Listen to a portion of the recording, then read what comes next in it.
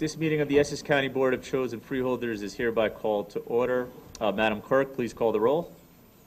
Freeholder Cooper. Here. Freeholder Graham. Here. Freeholder Johnson. Absent Freeholder Luciano. Here. Freeholder Mercado. Absent Freeholder Pomares. Here. Freeholder Vice President Richardson. Absent Freeholder Siebel. Here. Freeholder President Gill. Here. Can I ask that we please stand for a salute to the flag? I'm going to ask that Freeholder Siebel please lead us in the salute.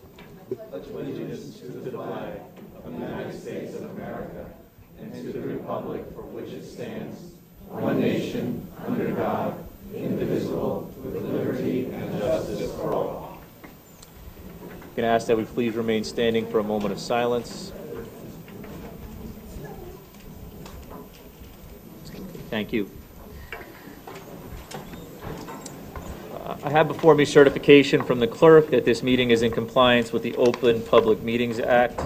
At this point in the meeting, I'm going to ask our District 4 freeholder, Len Luciano, who represents the Township of Livingston on the Freeholder Board, who is a Lancer himself, to offer greetings on behalf of the board. And Freeholder, would you please also introduce any Livingston elected officials who are here with you tonight, and also invite them to make whatever remarks they would like. Thank you, Freeholder President Gill. Good evening to everyone who's here in the Township of Livingston. As the President mentioned, I grew up in Livingston High School graduate, which makes me a Lancer. I know that this is going to be my 8th year as Freeholder, and I look forward to holding this meeting in the summertime here in Livingston, along with my colleague, Freeholder Patricia Siebold, who also currently resides in Livingston. We have a great mayor here in Livingston, Al Anthony, a great police chief, Gary Marschutz, and the entire town, which is actually residentially, geographically, the second largest town in Essex County behind Newark, runs very smooth and has a great school system, and just is a wonderful community for everyone who lives here and those that pass through. I also want to give the floor to our colleague, Freeholder Siebold, as she currently resides here, and she has for many years. And at that, she will bring up, as I see many of the members of the council and our mayor here. Freeholder Siebold. Thank you very much, Freeholder Luciano. Livingston is a very special town to me. I'm a freeholder at large, which means that I represent every wonderful community in Essex County. But I have lived in Livingston since 1962, and it is truly a special town. Currently, I taught at West Orange High School for 30 years. The current wonderful principal of Livingston High School is a former student of mine. And the current superintendent, who just started July 1st, is also a former student of mine. So you can see that I'm very proud of Livingston. And we have 5 wonderful town council people, and they're all here tonight, so I'd like to introduce them. We have Al Anthony, the mayor. We have Bruce Fernandez, the deputy mayor. We have Sean Klein, councilman. Councilman Ed Meinhardt, and Councilman Michael Vieira. So I very much like to ask Al Anthony, the mayor, to please come to the microphone and speak, and perhaps the other council members can join him.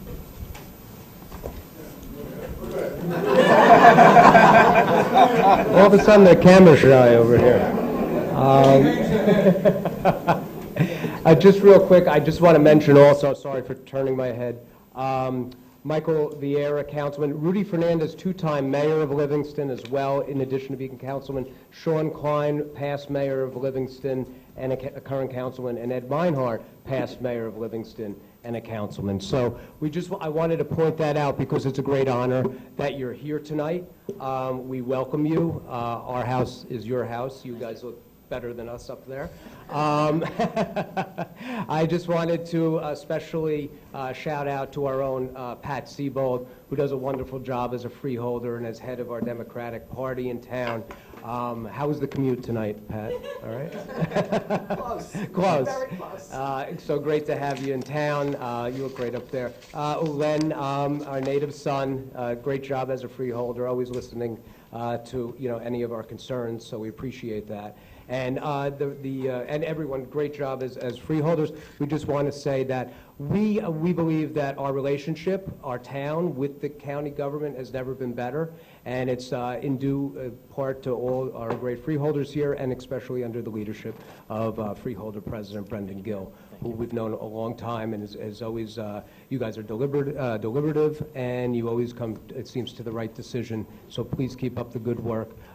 We welcome you for as long as you want to stay tonight, and in particular, we want to thank you for Riker Hill Art Park, which I had the opportunity to come to Newark, and thank you personally under the leadership of Pat Sebo and Lenny Luciano and Brendan Gill and all the freeholders of we're having renovations up to Riker Hill. It's going to be beautiful. It's underway right now, and anything the county seems to do turns out beautiful. So thank you for turning your attention to Livingston and the great county park of Riker Hill Art Park. So that's it. I just wanted to say welcome. It's our privilege to have you here tonight. Thank you.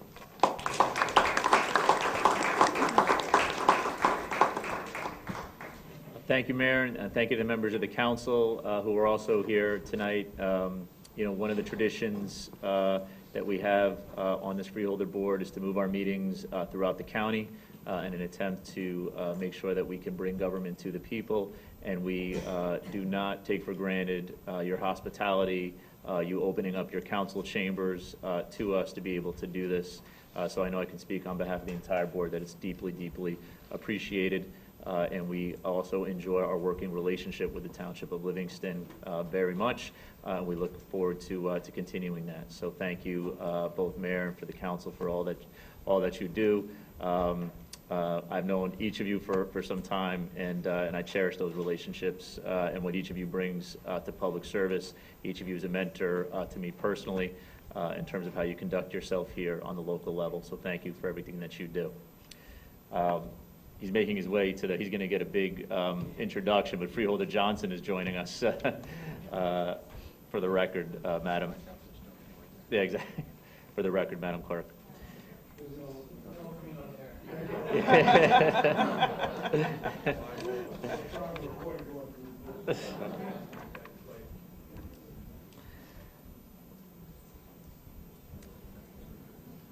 We're waiting for Freeholder Johnson to make his entrance. Madam Clerk, are there any transcripts to be approved?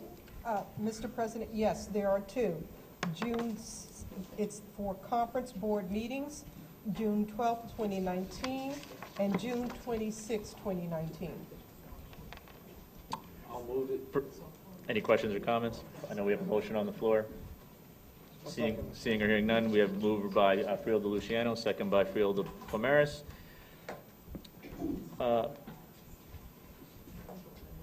Roll call, Madam Clerk. Freeholder Cooper? Yes. Freeholder Graham? Yes. Freeholder Johnson? Yes. Freeholder Luciano? Yes. Freeholder Mercado, absent. Freeholder Pomares? Yes. Freeholder Richardson, absent. Freeholder Sebo? Yes. Freeholder President Gill? Yes. So moved. Thank you. Madam Clerk, are there any topics of discussion tonight? Mr. President, there are none. Okay. Madam Clerk, before we move to the public comment portion of tonight's meeting, I'd like to just invoke presidential privilege and just address two issues very, very quickly, and then we will move to public comment. First, I wanted to address the issue of the proposed amphitheater at the Turtleback Zoo. Many people from our surrounding communities have reached out, I know, to my office, I'm sure to my colleague's office about this issue. Many have voiced their concerns. Some have voiced their opposition regarding the developments or the potentially proposed developments at the Turtleback Zoo. I just wanted to make clear actually what the board did at the last meeting. The board did not approve funding for the construction of a new amphitheater on the grounds of the Turtleback Zoo. At our previous meeting held on July 10th, 2019, the board approved 2 resolutions which allow money to be allocated from the Open Space Trust Fund to be used by our county administration to determine the logistics and feasibility of the project. And I know there's a debate around that. Many people came to the meeting about that and gave passionate views on that vote. But I just think it's important to put on the record and to make clear that no project at this point in time has been approved. So as a process matter, before any construction of the amphitheater takes place, our county executive and the administration must come back to this board to present the material facts, essentially, about the potential design and construction of a potential amphitheater at our zoo. So, my goal is to make sure that our office maintains, at least my office maintains, open communication with everyone who has reached out. If you've reached out and I did not get back to you yet, you have my commitment that I will promise I will get to you. We've heard from quite a few people about this issue. And I do not take that for granted, or I do not take that lightly. So we will continue to have further discussion about this project. Secondly, I'd like to just make some comments for those who might be here tonight for the first time. I see many in the audience who have been coming to our meetings for quite some time regarding the county's ICE contract. I have put on the record, have said this publicly, and have said this at past freeholder meetings, that I am in full support of winding down the contract with ICE. I will continue to work on that as we move forward.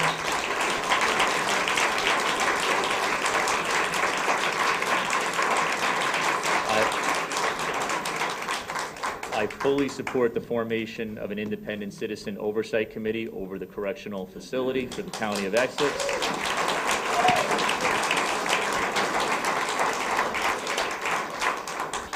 And we took a which I believe to be important first step in providing universal legal representation for all of our undocumented detainees.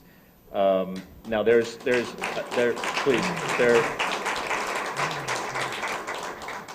thank you, but I say that just so it's clear. Again, one member's position on this body on those issues that I know so many of you who have been coming to our meetings and who are here tonight are passionate about. I know there's also so much more to do about the current conditions that were identified in Inspector General report, which have been addressed both in our subcommittee hearings and in other public forums. But I just wanted to make clear for those who might have been here for the first time where I was on those issues. So with that, Madam Clerk, I'd like to open up the meeting for public comment. Tonight's meeting is a combined conference board meeting, and we will vote on every item on the agenda. If there's any member of the public who would like to comment on any issue, whether or not it's on the agenda, please come to the microphone and state your name and affiliation for the record.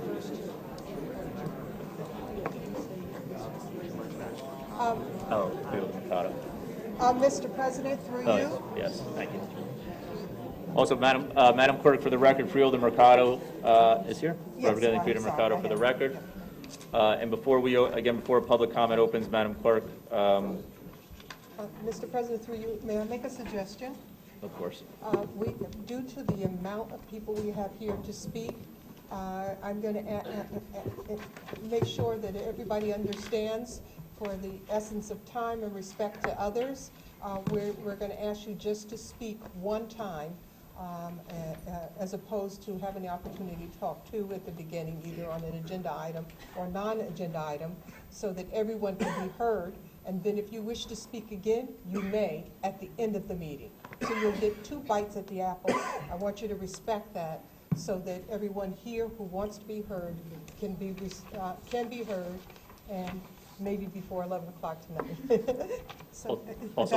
Madam Clerk, I'd just like to also say that questions that are put on the record to the board will be answered in writing So questions that are raised tonight may not be addressed during public comment session, but they will be addressed directly through writing through the clerk to the board as we move forward. So the floor, the public evening. comment is open. Thank you. Good evening. I'm Rabbi Elliot Tepperman. I'm the rabbi at B'nai Keshet in Montclair, New Jersey. I am a resident of West Orange, New Jersey. So, first of all, I'd really just like to say thank you to the freeholders, Mr. Gill, Mr. Pomaris, Ms. Siebold, and Mr. Luciano. Over the last several months, we've been trying to meet with all of the freeholders, and all of you have set aside time for us and met with us and spoken about some of the very issues that President Gill was just speaking to. So thank you. One question that I would like to officially put on the record is, what will it take for us to meet with the rest of you?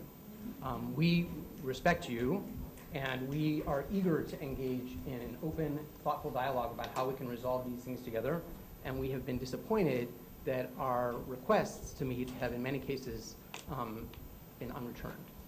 So I ask for the record Mr. Richardson and Mr. Johnson and Ms. Cooper and Mr. Mercado and Ms. Graham, if you could please respond to us as soon as possible so that we, who represent faith leaders from all over Essex County, can meet with you together and do this work collaboratively.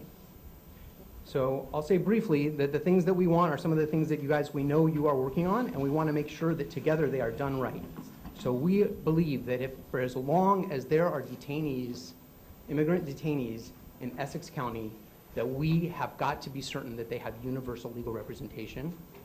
We believe that as long as there are detainees here, there must be a civilian oversight board, and that that civilian oversight board must include recommendations from stakeholders who are dedicated to immigrant rights and immigrant justice.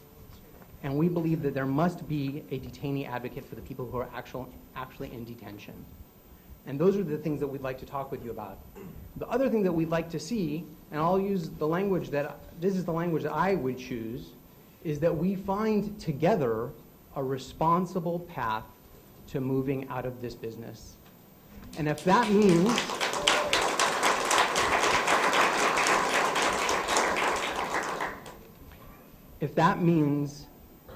that we have to work together to take action in the streets, we're ready to be your partners for that. If that means that together we sit in front of ICE offices and say, we're tired of you arresting people and then dumping them in our jail, we're ready to be your partner. We'll lock arms, arm in arm. And if that means going down to Washington, we're ready to do that. But we want to be partners so that so our county is not in the position of having to answer this challenging question. Thank you very much.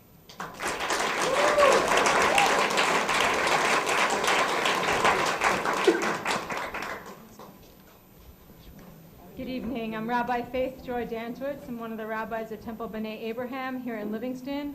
I'm also on the Board of Faith in New Jersey, which is part of the national organization Faith in Action, and part of the Board of Faith in Essex. Lots of faith leaders that are here this evening and are part of this group.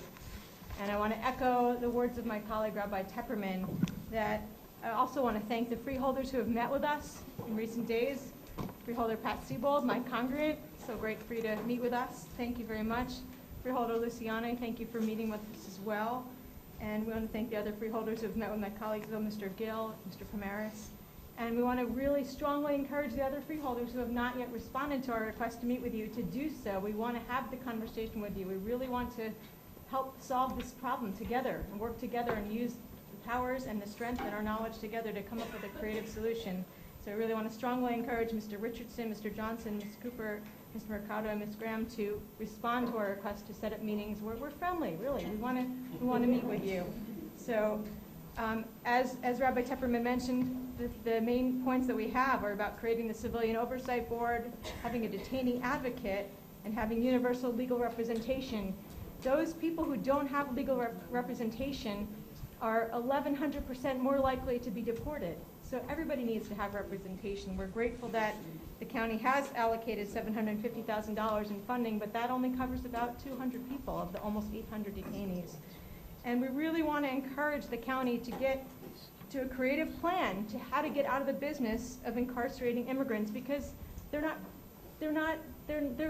they're not here necessarily, they're not in jail to be in jail for criminal offenses for the most part. The crimes that perhaps they've committed are by perhaps coming here illegally. We really need to come up with a proper plan for that. And I want to just draw your attention briefly to a text that we read, Jews around the world are reading this week. It comes from the book of Numbers, the fourth book of the Torah. It comes from the book of Numbers, chapter 27.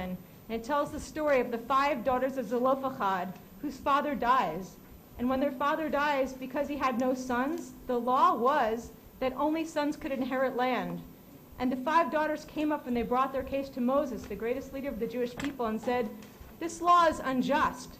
Why should we not inherit any land because there are no sons among us? And Moses brought their request to God and said, you know what, you're right. This law is unjust.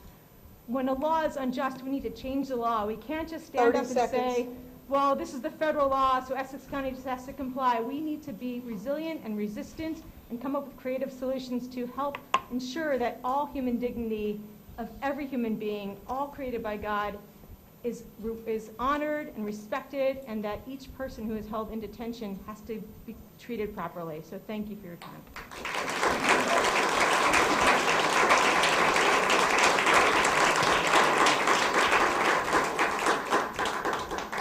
Good evening. My name is Linda Natoli, and I'd like to speak for the community cats.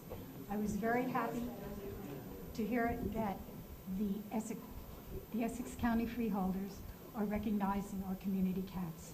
And I'd also like to thank Freeholder Cooper for being on board with our program. Good management is the most important part of the trap, neuter, vaccinate, and return program. It will allow those in charge to get accurate statistics to see if the program is successful. It also includes protecting the cat feeders and supporting them. We need a cat food bank that would distribute the food equally. We need to help the feral cats stay healthy and strong so they can do their job in helping the community control the rodent population. The summer is kitten season and the shelters are overwhelmed. Loving sweet cats that would make wonderful pets are then exterminated due to lack of space, lack of money, and lack of care. We need to monitor the shelters to make every effort to adopt out the cats and not just kill them. Perhaps a mobile unit can be donated to get the pet cats to fairs, festivals, and gatherings outside the shelters. Also, a more extensive online presence is needed. Many people would love to adopt cats, but they live in apartments and it's against the rules. By giving apartment owners some kind of incentive to allow their tenants to have cats, it would end up saving the county money because it would empty out the shelters. Perhaps a small tax break or other inducement might be okay. I hope these suggestions will be taken into consideration. The cats have no voice and no power, but you have the power to make a change, and I'm so glad you are listening. Thank you.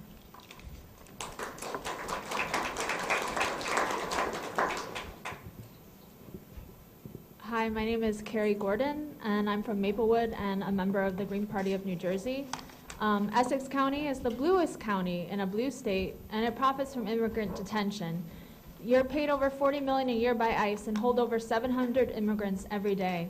I've been coming to speak here for a year about this issue. We've seen the Essex County Jail get health and safety violations by Homeland Security. We've seen the county give $750,000 for immigrant representation, just a small fraction of what's required.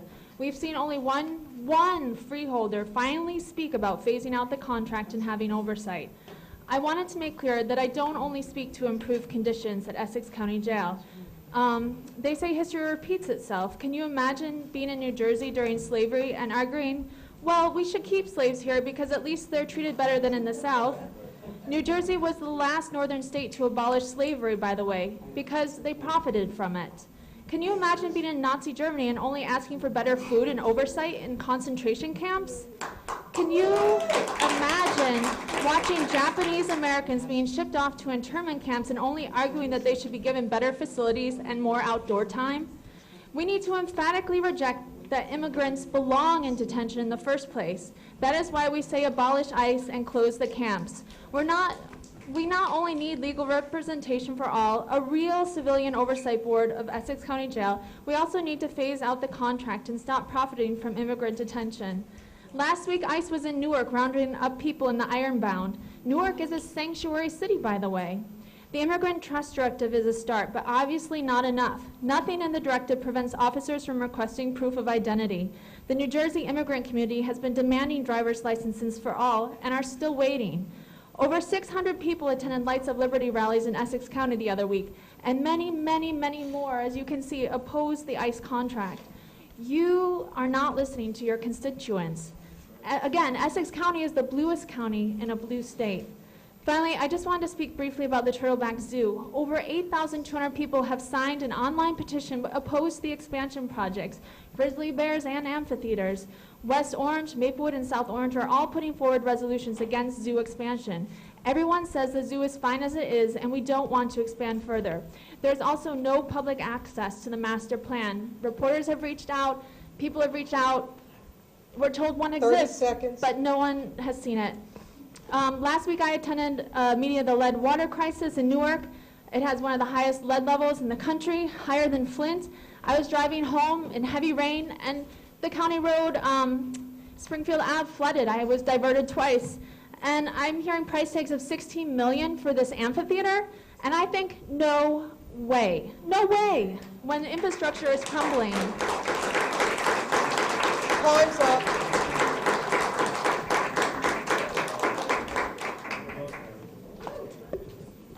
Good evening, freeholders. My name is Whitney Strube. I'm a resident of Newark and a member of the North New Jersey Democratic Socialists of America. Like many folks here, I am asking you to end your contract with ICE, which now involves detaining an unknown number of people from the southern border, contrary to the rhetoric of keeping people close to their families and lawyers. This is just naked human trafficking for profit and not acceptable in our county. The two other points I'd like to make with my time are on agenda item number 5. A couple of months ago, a few comrades of mine and I called your attention to the fact that Keefe Commissary Network was in fact a nakedly corrupt and exploitative organization that had been found guilty of bribing prison officials in Mississippi to keep its exploitative contract. And at that point, you actually responded to us and tabled the agenda item, which we appreciated. I see tonight it's back on the agenda, and I assume you're going to pass it. Shame on you if you pass it. I understand that it says they were the sole responsive and responsible bidder. I take issue with responsible. This is a company that bribes prison officials. My God. And, you know, they may have been the sole responsive bidder, but it is your job to find other bidders rather than engage in the kind of corruption that has given New Jersey a bad name for decades. I hope to see you table this or vote against it tonight. And finally, I'd like to call attention to the Civilian Review Board. This is the third Freeholder meeting consecutively in which I have asked you to your face whether you support an independent Civilian Review Board, and other than President Gill, not one of you will respond. This is your job as freeholders. If you're against it, that's fine, but you need to let us know what your position is. Freeholder Mercado, you represent me. This is my third time asking you. I emailed you 2 weeks ago and have not heard back. I would like to know your position. Same, Freeholder Johnson, I emailed you as an at-large freeholder, have not heard back. Freeholder Siebold, I appreciate that you actually did respond to my email quite quickly, and I appreciate that. But what you advocated for was a civilian task force that Joe D is proposing. I was on the planning committee for the Lights for Liberty event at Essex County Correctional Facility, and if you read the demands there, you'll see that one of the specific demands agreed to by all of the groups, including AFSC, First Friends, DSA, Soma Action, was specifically rejecting Joe D's vaguely defined Citizens Task Force and calling for an independent civilian review board with actual authority, including unannounced visits. And so, you know, I have 30 seconds left. I would be happy to use those, even like letting you raise your hand if you support an independent civilian review board. Nobody? Well, shame on you if you don't. Thank you.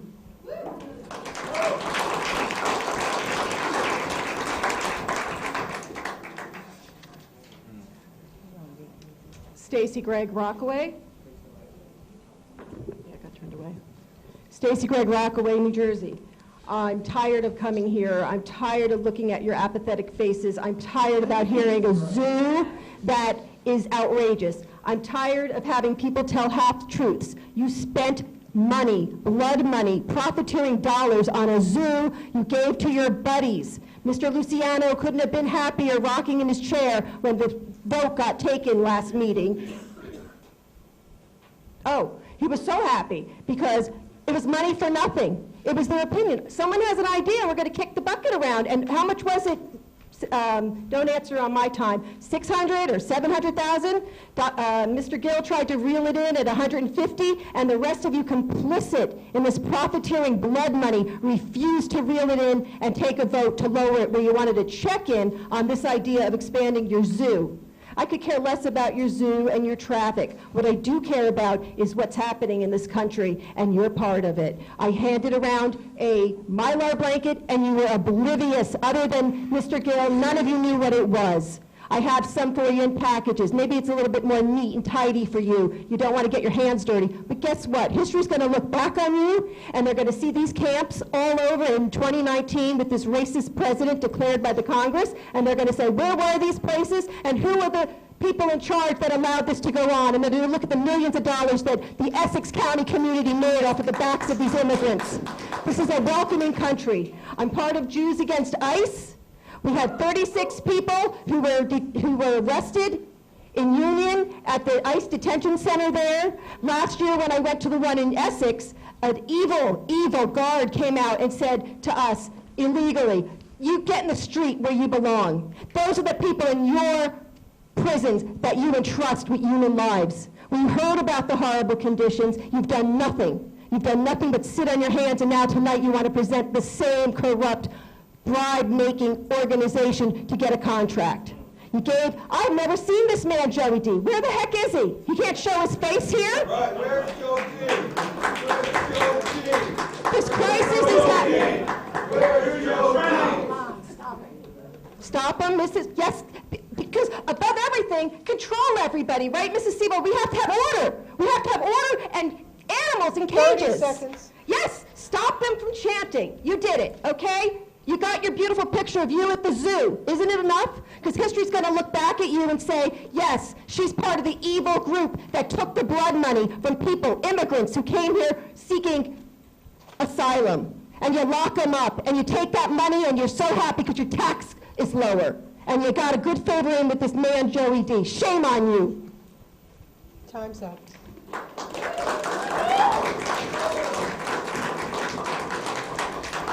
Going to ask again,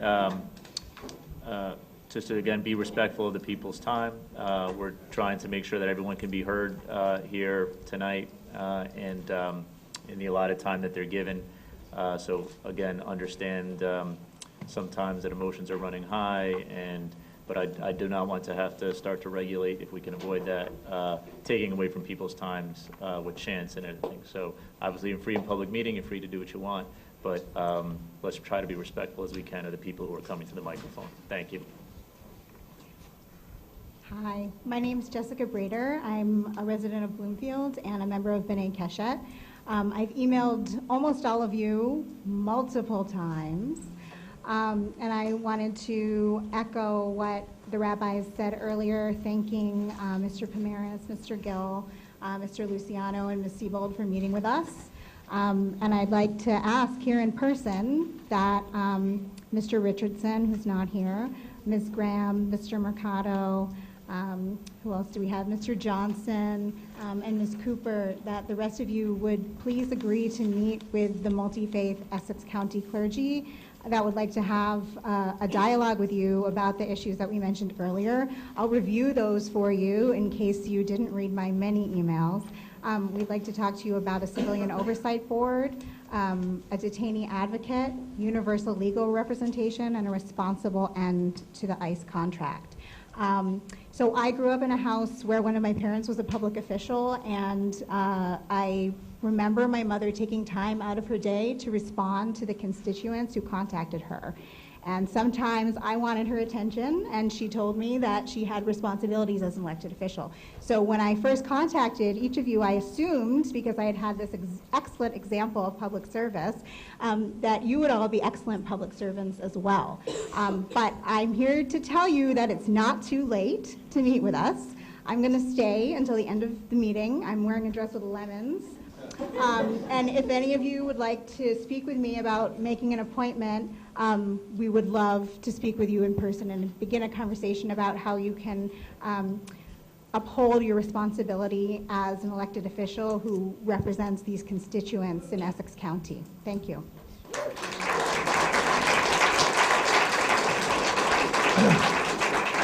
Yeah, good evening. My name is Jay Arena.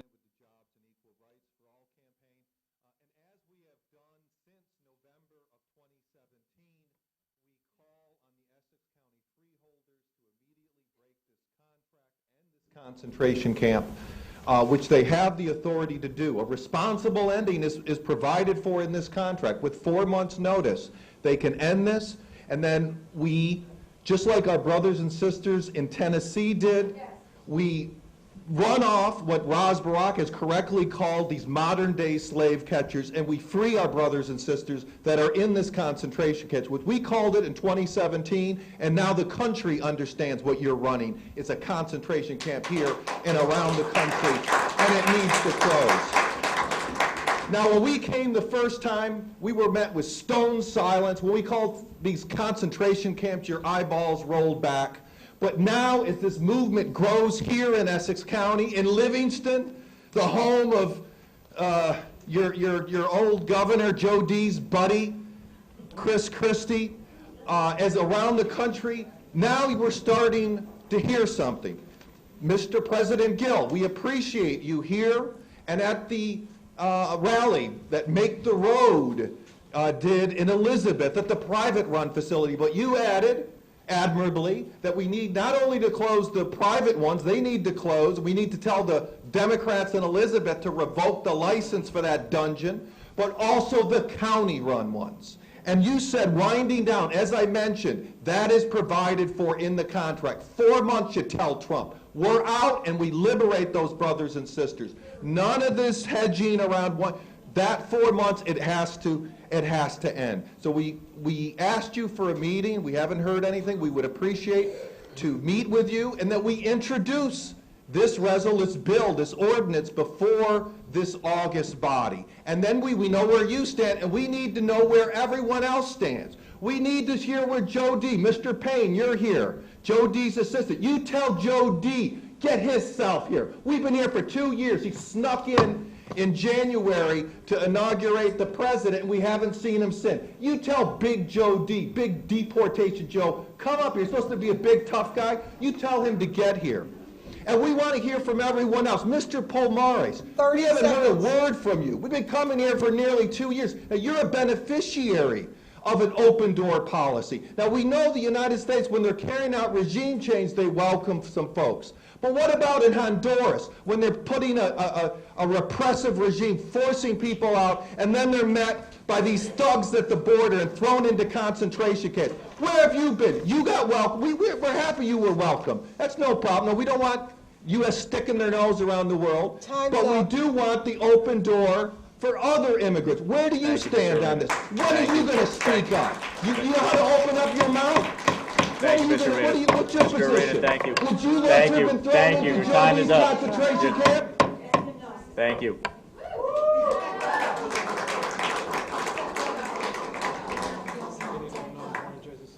Good evening. Kason Little of Elizabeth, New Jersey. I'm here this evening to also speak about the contract that you guys will be voting on this evening, and also with the unbearable, inhumane conditions that our children and our families are going through and are enduring in the concentration camps. As you can see, the sign that I'm holding, it says no cages, no walls. Immigrants are welcome here. Immigrants help build our country. Immigrants pay taxes. We should not be treating immigrants less than what they are or less than what they deserve. We had a total of 7 children, I think actually higher than 7 children, who have died this past year in U.S. custody. And so a part of that contract that you guys will be voting on, that is a part of that. We have many Border Patrol agents who are denying citizen donations at the border. Many undocumented families are not receiving water, toothpaste, getting showers, not eating properly, not getting the proper nutrients for their bodies. Many of them are dying, many of them are sick, haven't seen a doctor in months, haven't seen their family, don't know where their children are. What happened if that was your children or your loved one? Wouldn't you be outraged? So what I'm here to say to all of you is that you don't have to be affected by it to be outraged. You don't have to have you have to have a heart. Please have a heart. Because their families are dependent on you. You are part of this county's governing body. Please vote with your heart. Please vote for the best interest of all of your constituents, which include your undocumented families in your county. Thank you. Have a great evening.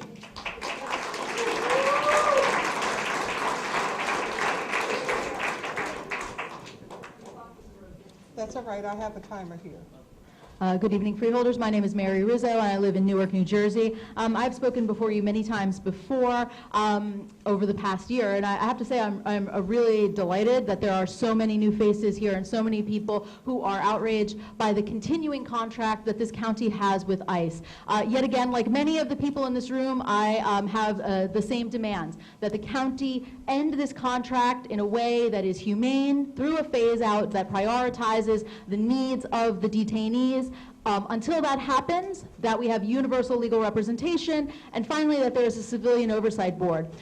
Again, like many of my colleagues who are here, President Gill, we really appreciate and admire the stance that you have taken. But what I don't understand is what happens next, right? So we are asking the rest of you to tell us what you think.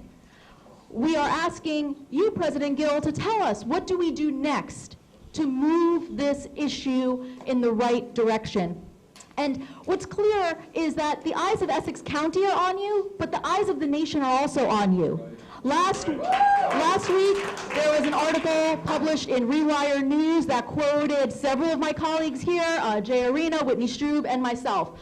This morning, I was interviewed for a radio show out of Tampa, Florida, because the woman who has that show was struck by the complicity of Democrats working with Donald Trump. On Sunday, this Sunday, give you a little preview, this Sunday, Kathy O'Leary and I co-wrote an op-ed that will appear in the Star Ledger as a response to Joe DiVincenzo's own op-ed, where he talked about how conditions have improved at the Essex County Correctional Facility. And basically, a little spoiler alert, our point is we can't trust him.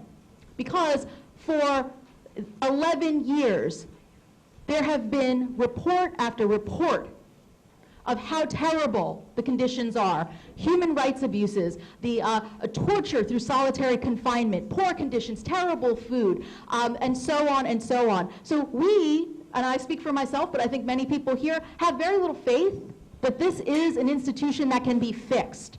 So we need to end this contract as soon as possible. And to that point, I just want to point out to you, if you haven't seen this yet, there was an article today on AmericanProgress.org about state and local governments around the country who are ending their relationships with ICE.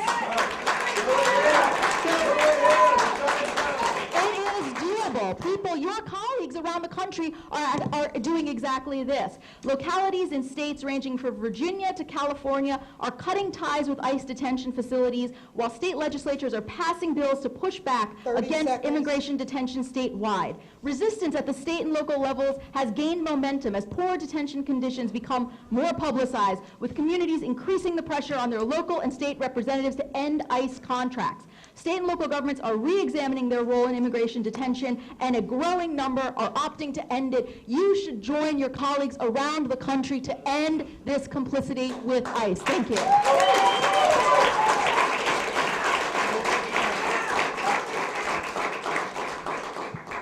My name is David Choder. I'm a resident of Melbourne, and I just wanted to say that legal representation is a start, civilian oversight is a start, Freeholder President Gill voicing his opposition to this contract is a start. But the real question is, when is this blood money contract with ICE going to end once and for all? Once and for all. This contract is a choice, just like expanding the Turtleback Zoo is a choice. Everything here is a choice. And the question is, which side are you on? When are the other freeholders going to speak? When are they going to say their opinions? And when is this contract going to end? Thank you.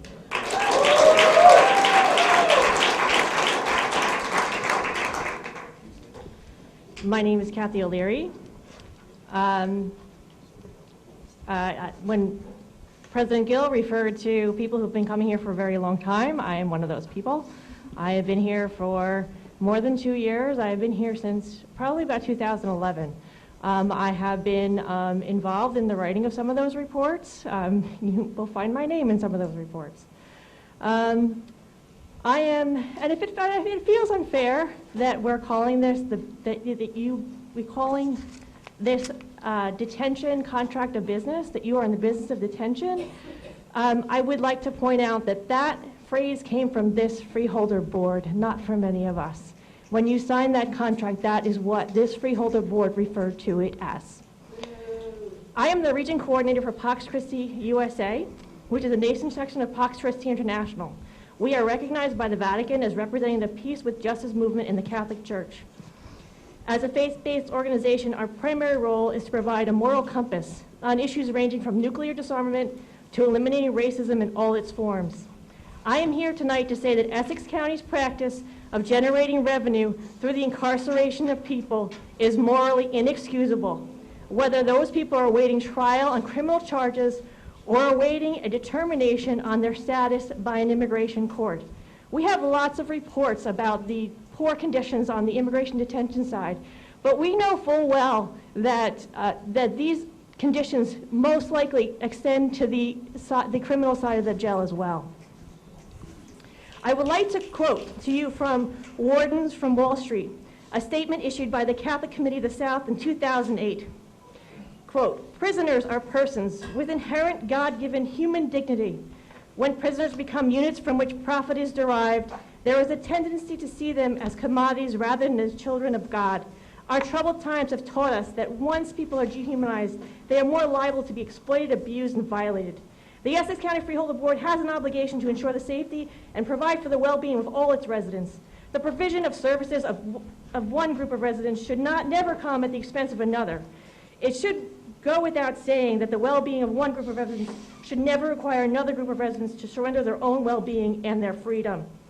However, that is what we have here, whether the revenue from this contract is used to lower taxes or expand the parks and the zoo.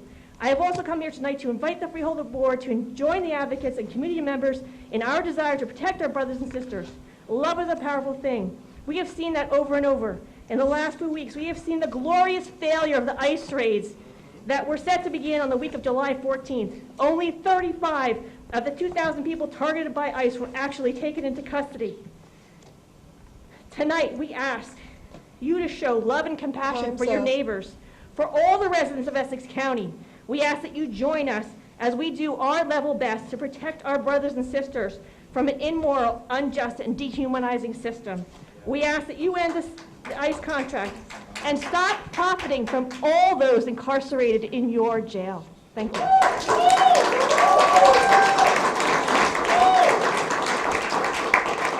Good evening. My name is Max Herman. I'm a resident of Bloomfield. I'm a sociology professor at New Jersey City University in Jersey City, and I serve as president of the Jewish Museum of New Jersey in Newark. So I'm going to address this at three levels. First of all, I'm embarrassed that I've only been to 3 of these meetings, unlike some of the people here who have been coming for 2 years. I have this unfortunate feeling, almost like Robert Mueller, that this isn't the end of it, that we're going to be coming back here again and again and again until a decision is finally made one way or another. On the first level, as a person of the Jewish faith, this is clearly a violation of human rights and people's basic right to life, liberty, and pursuit of happiness, as indicated in the Declaration of Independence. People are being treated absolutely abysmally, and it's something that I don't think I want to be complicit with, or anyone else should be complicit with. As a professor who teaches a course on immigration and immigration policy, I encourage you to read a book called Immigrant America, a Portrait, and you will see how diverse our immigrant body is, including those who are undocumented, and the vital work that they do in keeping our economy running, in revitalizing our cities, and all of the things that they contribute to our society. They are not a burden on our society. In fact, even on the welfare angle, where people accuse immigrants of using more welfare funds, that is totally untrue. In fact, the undocumented pay in more than they ever get out. But I want to talk about this on a personal level, as a Bloomfield resident. On a personal level, I'm sure many of you sitting there at the podium have employed landscapers, have had somebody taking care of an elderly relative, a parent, a child with special needs. Many of these folks are immigrants. Some of them, we don't always ask their immigration status. We get a job done on our house, we need work done, we look the other way. These people are doing a valuable job. These people are now living in fear. And if they are living in fear of ICE raids and being detained and deported, then we are all going to suffer. For years, I didn't think this was a personal issue, but my mother's aide was a refugee from the Central African Republic. She had encountered immigration problems, let me just say that, and she's had to leave.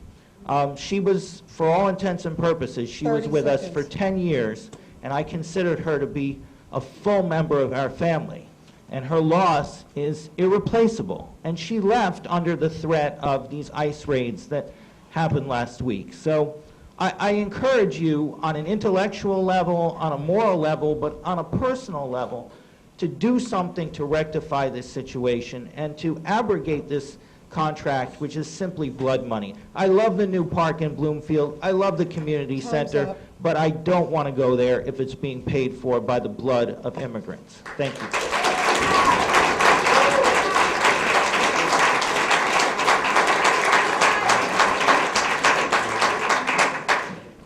Hi, my name is Emily Rosenzweig. I'm a resident of Milburn, and I'm also a member of DSA.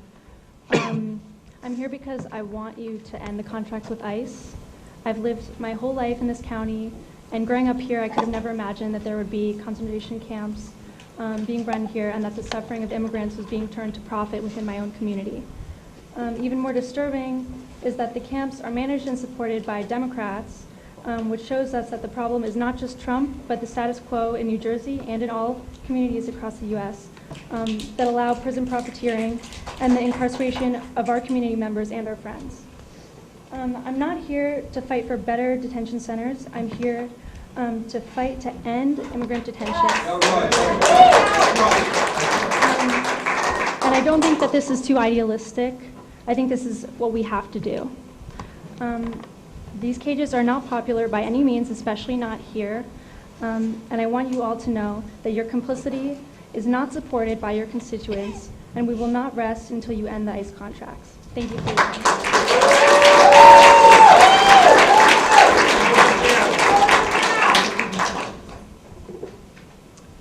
Hello, my name is Peggy Hayden. I'm a lifelong resident of Essex County. I currently reside in Montclair, and I'm here as a representative of the Unitarian Universalist Church of Montclair and of the statewide UU Faith Action of New Jersey.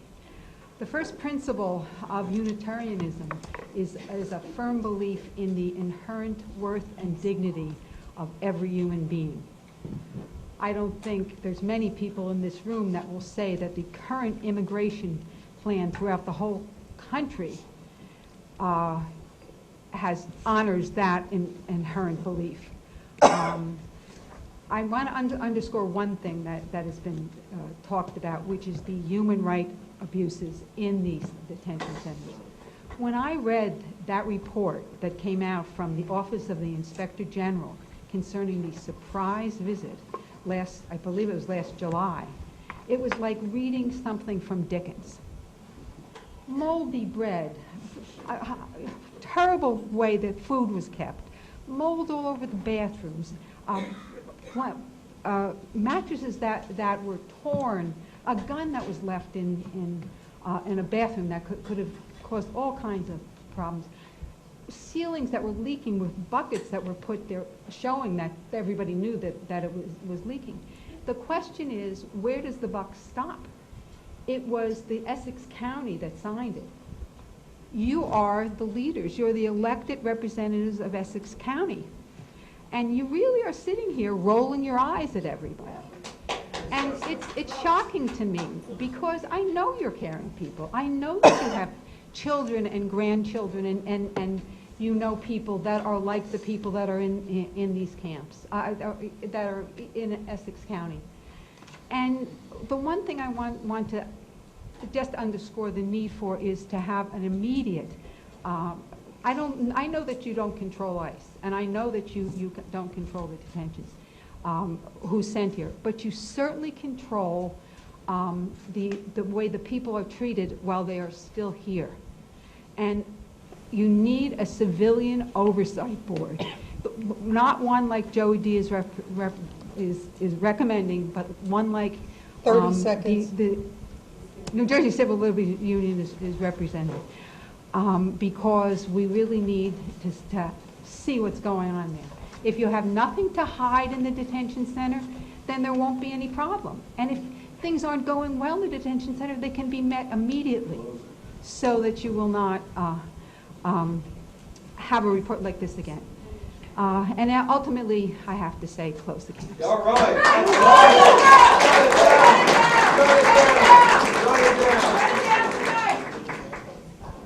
My name is Matt Dragon, and I'm from West Orange.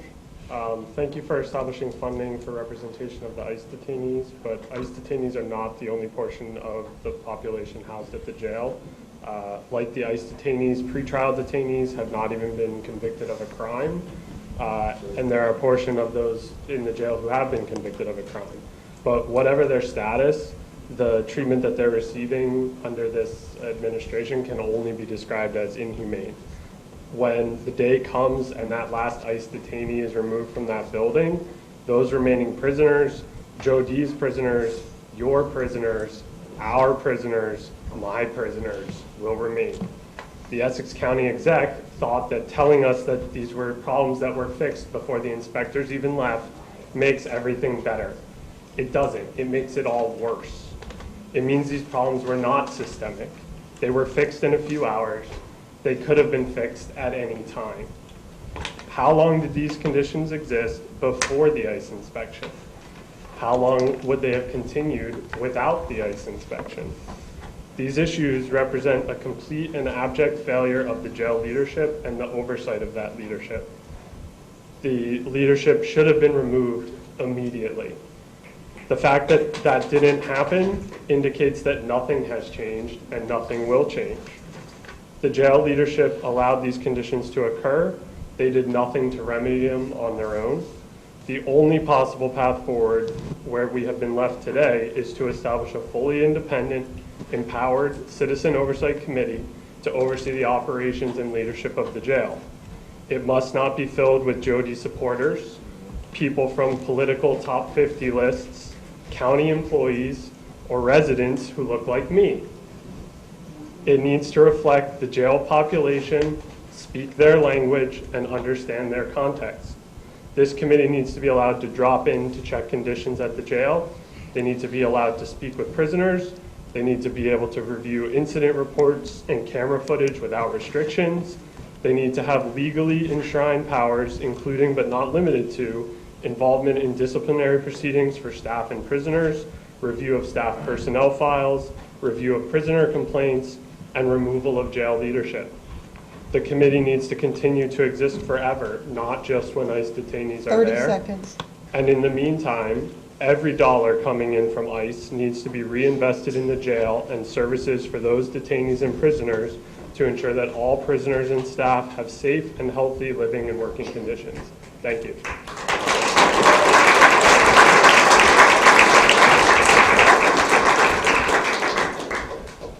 Good evening. Thank you for the opportunity. My name is Joel Hubbard. I am the lead pastor of the Park United Methodist Church in Bloomfield and am a Bloomfield resident. I also come representing a coalition of interfaith communities in Bloomfield, and I'm here tonight looking for advocates. I'm here as an advocate, and I'm coming to you representing persons in my congregation, a congregation represented from 25 different countries, many of which are first-generation immigrants. Some of them documented, some of them undocumented. I would love to have brought them with me, but that would have been irresponsible. I come asking for you to be advocates yourselves. You've been elected to an office of responsibility and not privilege. In my congregation, that's something we talk about a lot. Membership has no privileges, but it has responsibilities. One of the things that has been made very clear this evening by folks far more eloquent than I, that indeed this situation must change with detention. That indeed we must indeed close these institutions down. However, there will be a time lag. And so we must be responsible for the folks who are there present as well. The Civilian Review Board, independent with the many of the responsibilities the person previous to me spoke about. But I'd also like to encourage you to say that we need an independent detainee advocate, one who operates not just like an ombudsman, as has been suggested by the county executive, but one who is independent and is present to engage persons, and it is recognized that they are not bound to the system, that they are outside of that system, that they have an opportunity to speak culturally within understandable language, and to then advocate for the need of the detainees who are currently being held. 30 seconds. Again, I'm here not looking for an enemy. I'm here as an advocate, looking for other advocates to stand with our fellow human beings to make a positive change. You are in a position of power and responsibility, and all we're asking is to join us and to exercise that for the benefit of our communities. Thank you very much.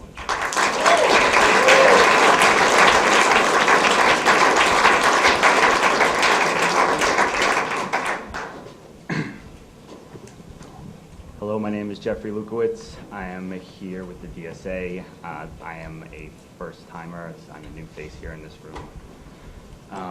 I come here to speak today with my family in mind. My father is a resident of Bloomfield. He was born in 1947 in a displaced persons camp in Bavaria, Germany called Farnwald. His Polish-Jewish parents were survivors of the concentration camp system between the years of 1940 and 1945, including the ghettos of Lutz and Krakow and the concentration camps of Bergen-Belsen and Auschwitz-Birkenau, among other work camps.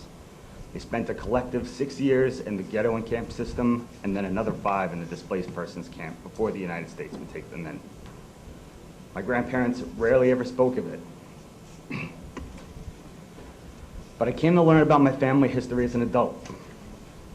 I had to learn about what it meant to my grandfather when I asked him as a child what the tattooed number on his arm meant, and what it meant when he would say, "It's from the war." How could you explain that to a child? A few weeks ago, I attended the Lights of Liberty Vigil, standing only a few hundred feet from the Essex County Correctional Facility, where roughly 800 immigrants are being held, perhaps thousands pass through in the course of a year. I was motivated by the stories and the histories and conversations I had with my family, my friends, and my neighbors, some of whom leave their house each day afraid. I felt compelled to be here today by reading the DHS's Offer of Inspector General report, like so many others mentioned, filled with lurid details of conditions, treatment, and negligence, and it struck close to home. My wife is Latina, so our Colombian Polish child, the descendant of Holocaust survivors, refugees, and immigrants, one day asked me why our country treats people that look like his mom, that look like his aunts and uncles and cousins, that look like his neighbors, as if they are less than human. What should I tell him? That right here, the county takes roughly $40 million a year, that it's so Turtleback Zoo could expand, that a road could be paved, that a budget could be balanced. How do you explain that to a child? I'm asking you to do your part to answer that question. Have the courage to stand up against the repetition of history and the reliance on blood money. Accept no more people abducted by ICE. End the contract, please.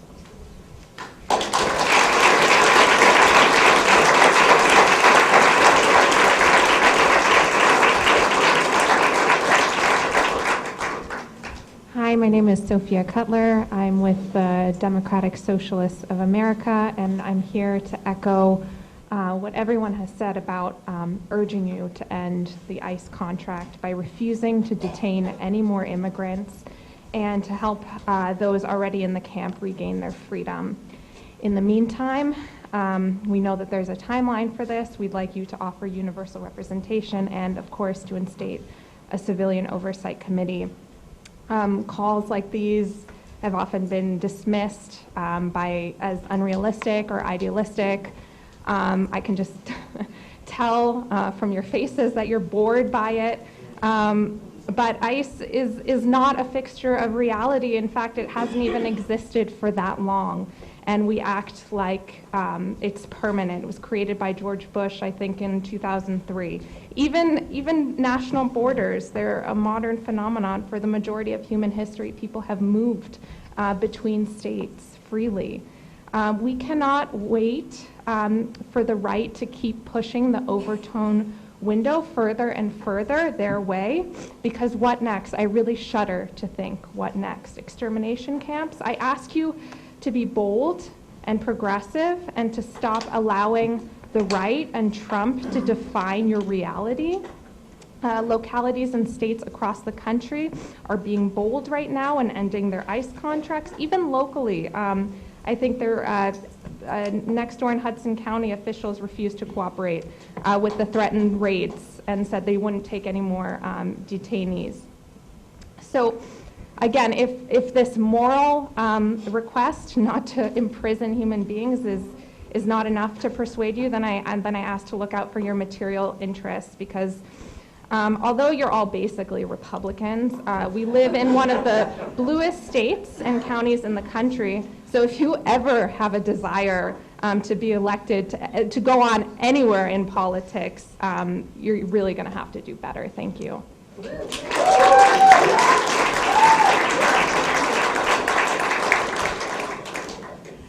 Good evening. My name is David Harris. I'm the co-chair of the Soma Action Voter Rights Committee. I come here to speak about the voting machines again. We were told by Linda Von Nessy that the county would be conducting a pilot using hand-marked paper ballots and the polling place location of optical scanners, which we have been advocating. Ms. Von Nessy is out with injury, and she told my colleague, Holly Gauthier, to contact Edna Bowles' office to follow up about the pilot program. Ms. Bowles' deputy returned Holly's call and said that there was no pilot being planned. We found this disturbing because we had been working for months, and we have been here for months asking you to make sure that there is proper education for the voters and training for the poll workers during the pilot. Now we're told there's not going to be a pilot. So my question tonight is there going to be a pilot using hand-marked paper ballots and optical scanners in the polling place? That's number one. Number two, is it going to be possible for citizens who are interested in this issue to observe that pilot? Now I'm going to use the rest of my time to talk about a book I read several months ago. It's called How Democracies Die. It was written by two Harvard professors who up until November of 2016 only studied countries outside of the United States. They turned their knowledge towards the United States after the election of Donald Trump. Democracies die for several reasons, but they die in increments. One increment is the representatives believe in their power more than they believe in the power of the people who put them in their position. Number two, don't waste my time clapping now. Number two is that the guardrails are removed and the executives are given more power and the legislatures don't constrain them. Even though rules don't require it, democracy requires it. You have the power and you have the responsibility. Democracy can live again, and it can live again here. Thank you.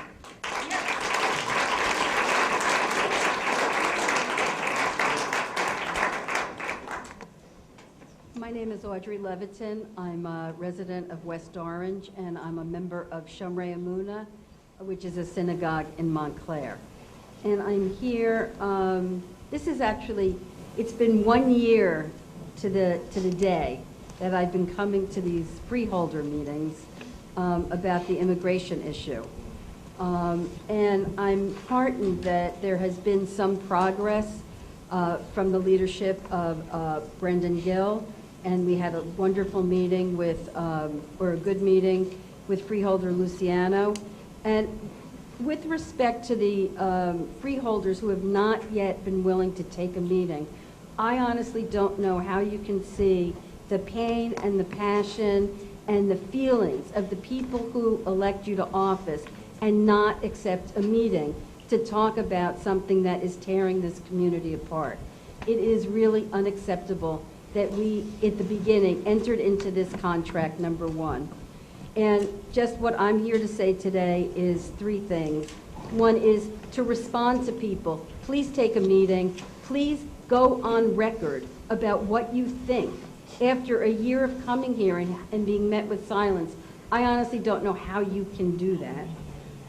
Two, we are asking for universal legal representation for the people in prison. If we are going to take this money and have this contract, it is the only right thing to do, is to enable them to have access to lawyers. And finally, just on a personal note, the idea that I am personally benefiting from this money through enhanced or beautiful parks or zoos or whatever the case may be is just like the people in this county, that is not going to sell with us. It's really morally wrong in the extreme. And I hope that there is a reasonable way of getting out of this contract, getting these people lawyers, and having them leave prison safely. Thank you.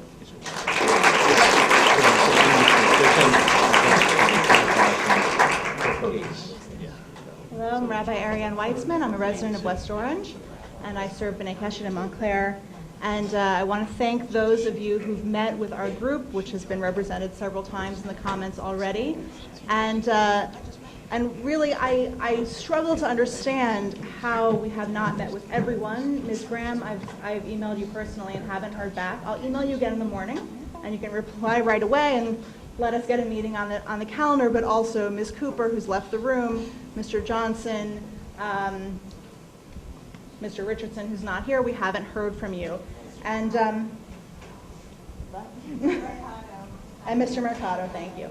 We haven't heard back from you, and this is your job. Your job is to represent us. Please meet with us. A lot of us are wearing these stickers, "Love the Stranger," and it's a bad translation of the biblical verse. The stranger spoken about here is actually a resident alien. It's a member of the community.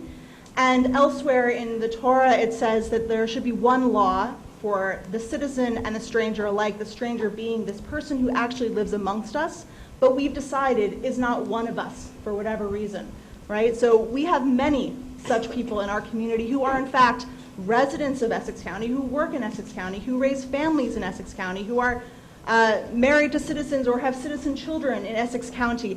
They are members of our community as much as any citizen of Essex County. And I want us to think a little more creatively about how we might be serving them, how you all might be serving them as a board of chosen freeholders, how we might be serving them from the executive's office, et cetera.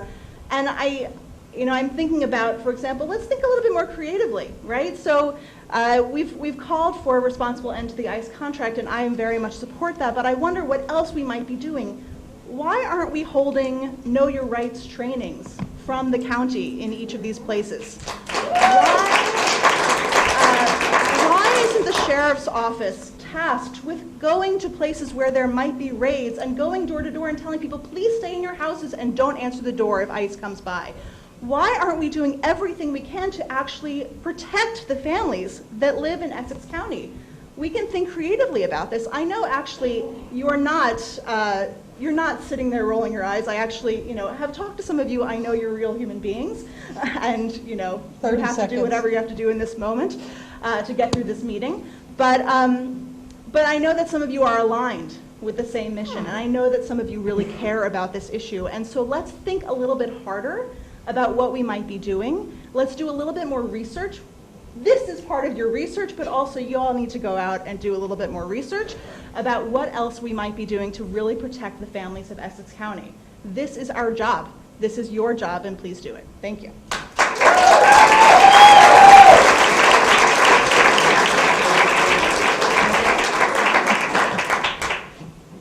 My name is Adam Kramer.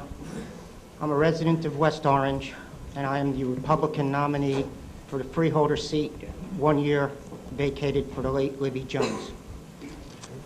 The first thing I want to talk about is the fact that it's been about a decade, maybe more, since there's actually been a public debate for the position of Freeholder.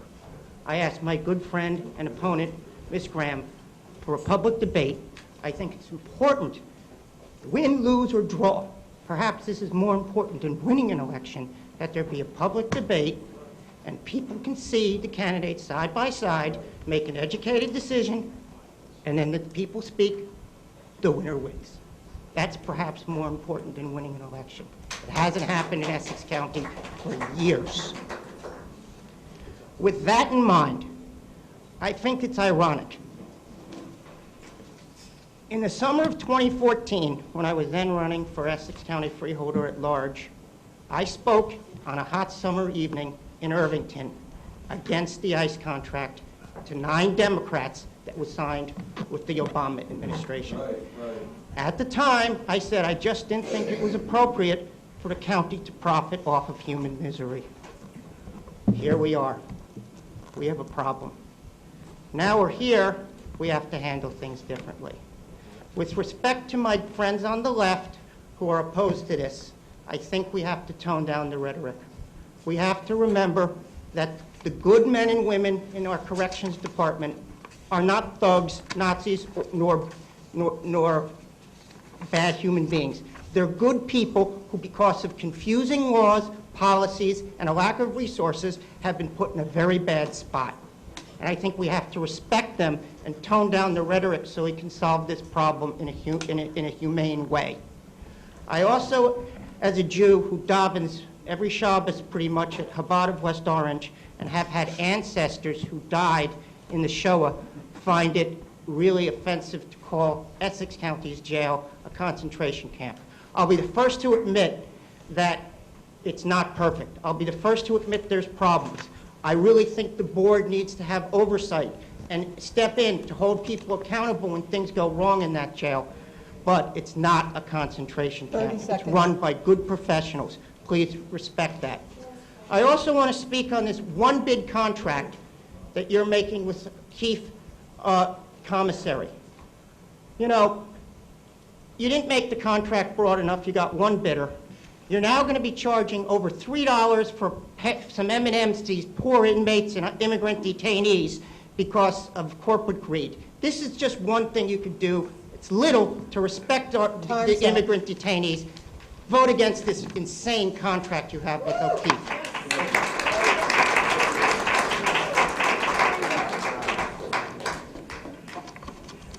Hello, my name is Samuel Plank. I'm a resident of South Orange. I just wanted to extend my thanks very quickly to the Jewish community, those who have spoken today. They know better than anyone else what happens when we let fascism run rampant in our country and let it fester like this, like we've done for the past few years. Solidarity between ourselves and those unjustly detained in these camps is the only basis for real change now. Solidarity between our brothers and sisters in captivity as we realize that we are one family under the sun and that these borders and these races that seem to divide us are nothing but illusions that try to cloud our minds. While anyone is unjustly imprisoned, none of us can ever be free. Anyone's imprisonment diminishes us because we are involved in mankind. Dissolution of ICE and these camps must be our goal, or injustice will continue unresolved, and our children will ask us how we could let this happen under our watch. That's all I have to say.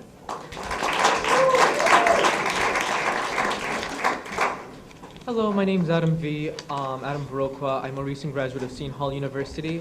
Before I say what I already wrote, I just want to share this quick news blurb. It was recently published, just to give kind of like the perspective like how far an Overton window can shift. The Department of Homeland Security has published a new rule that expands ICE authority to expedite deportation to any undocumented person previously only within 100 miles of the border, unable to prove to the officer they've been in the country for 2 full years. Previously, the rule was 2 weeks. It's a guilty until proven innocent system without judicial review, giving the power to impound and deport anyone to an agency that's already illegally impounded over 1,500 U.S. citizens. And I would like to add thousands of my fellow brothers and sisters in humanity. I see many in the audience wearing Love the Stranger stickers, which emphasizes the need and desire to love each other and show our fellow person the unconditional dignity we all deserve. I think it's fair to say that all who are here today to speak on the detention center are moved by love. Because love doesn't just mean charity and politeness, but standing up and fighting for human rights for all. As we are moved by this duty, we are required to speak up. We are required to hold our public elected officials to account and demand better. We want this ICE contract and the detention center gone. And knowing that improvements have been made in our fight, I'm confident that we will win. People over profits, always. I reiterate this message to my comrades and colleagues because we expect better. Please, do the right thing. End this contract and close the center. Say no to concentration camps and a yes to human rights for all. Thank you.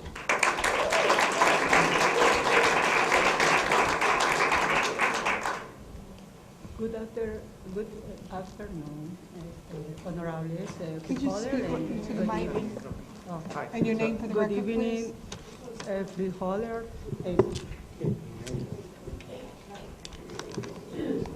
Good evening, everybody. Livingston Town, honorables, Freeholder. My name is Saidi Tuanama. I am activist of community, diverse community. Yo hablo español. Muchas gracias por la oportunidad de estar aquí presente por mi comunidad latina hispana. Thank you for the opportunity to be here present for my Hispanic community. Estoy en la voz de muchas familias que están encarceladas. I am speaking on behalf of many families that are incarcerated. Pido por favor el trato humanitario, que se cierre las cárceles, están rompiendo los corazones de nuestros niños. I respect for them to be treated with humanity, for the people that are incarcerated in the jails, and that you are breaking the hearts of our children. Los niños sufren silenciosamente, están así de cerca que me tocó sentir el clamor de mi propia niña, ciudadana americana de esta gran nación, del país de las oportunidades, del sueño americano. Está sufriendo mi niña solamente de 14 años por saber que su compañera de clase, que tiene a su padre y a su madre encarcelada. Children are suffering silently. My daughter, which is 14 years old, she's suffering from knowing that her friend in a school has her parents detained. Eso me rompe el corazón. That breaks my heart. Saber que los niños sufren por estas cárceles. To know that the children are suffering because of these jails. Que cortan la libertad en esta gran nación. In this great nation. Respeto por los derechos civiles. Freedom, the children, innocent. Now, please. No se necesita cárceles. Se necesita compasión. We don't need jails, we need compassion. No se debe hacer contrato con las cárceles. We should stop the contract for the jails. Necesitamos paz, necesitamos amor, necesitamos compasión por los inmigrantes en esta nación. We need Muchas peace, gracias. we need love, we need compassion for the immigrants in this nation. Thank you very much.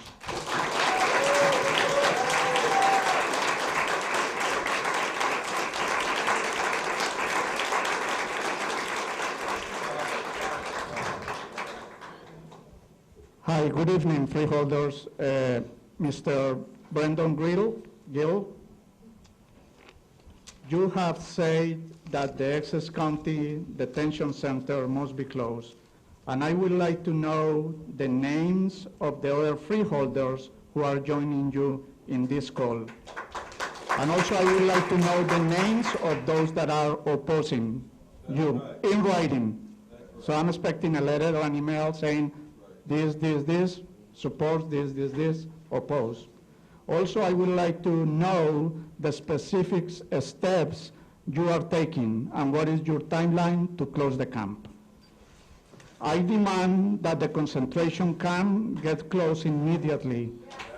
And this body supports all the innocent immigrants that you have facilitated to jail to regain their freedom and reunite with their families. Because this is about liberating innocent people and not about extending their anguish, hiding behind smoke curtains with a cold face, as you are doing it today and every other day that we have been here. I am here to demand the end of the ICE contract. I don't want a better concentration camp. It is the job and responsibility of Essex County and this body to ensure that all detention facilities under its control are under good conditions. This includes the general prison population. This is your job and not the job of community members. And if the people managing the detention facilities are not doing their job by managing good conditions in jails, in general, they should be fired and replaced. Rosa Parks and the Montgomery bus boycott did not fight for partial improvements in their demands for black people to be treated with dignity and respect. The fight to end school segregation did not fight for partial improvements on segregated schools. There were no negotiations with the Nazis to improve conditions in the concentration camps while the war ended. All the above struggles and the struggle to close the Essex concentration camp share the characteristic for fighting for people's dignity, respect, and freedom. We need specific steps to close the Essex concentration camp and help people regain their freedom now. This is about liberating and standing in solidarity with honest, innocent immigrants. Which side are you on? End the ICE contract and close the concentration camp now.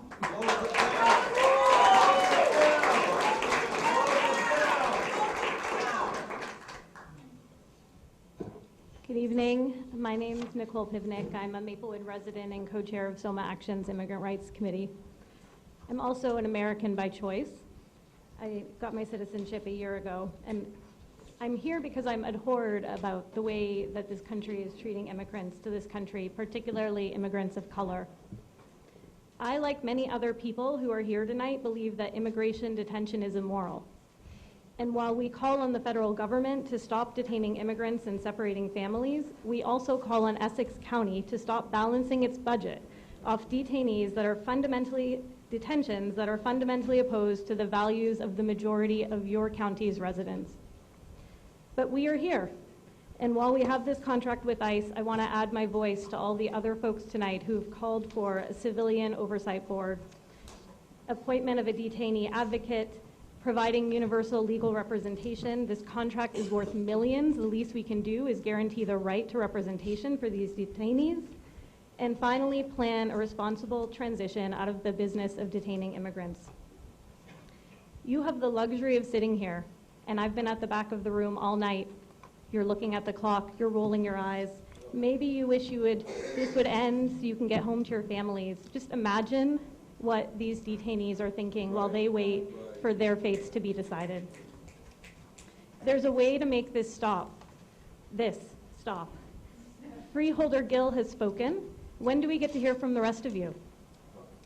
In Essex County, we're balancing our budget with revenues by enforcing the extreme policies of the current president. This has to stop. Thank you.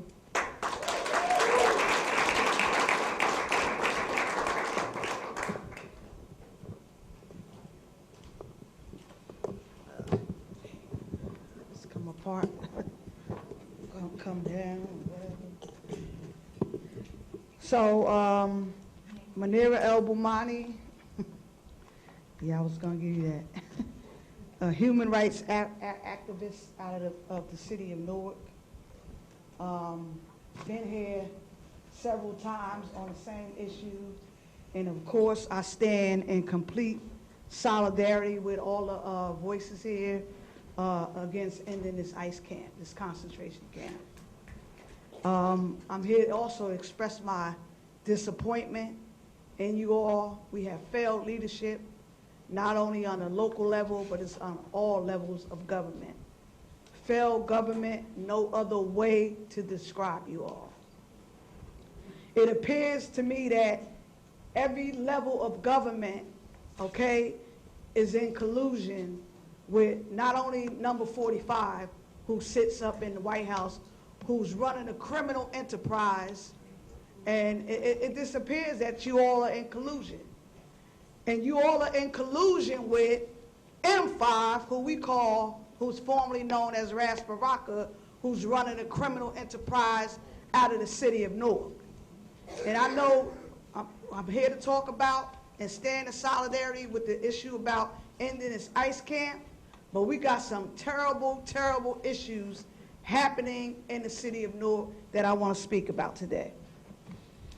Under your watch, not only are women and children being treated inhumane, you all took an oath of office to uphold the Constitution, right? Didn't y'all do that? To protect and serve your constituents.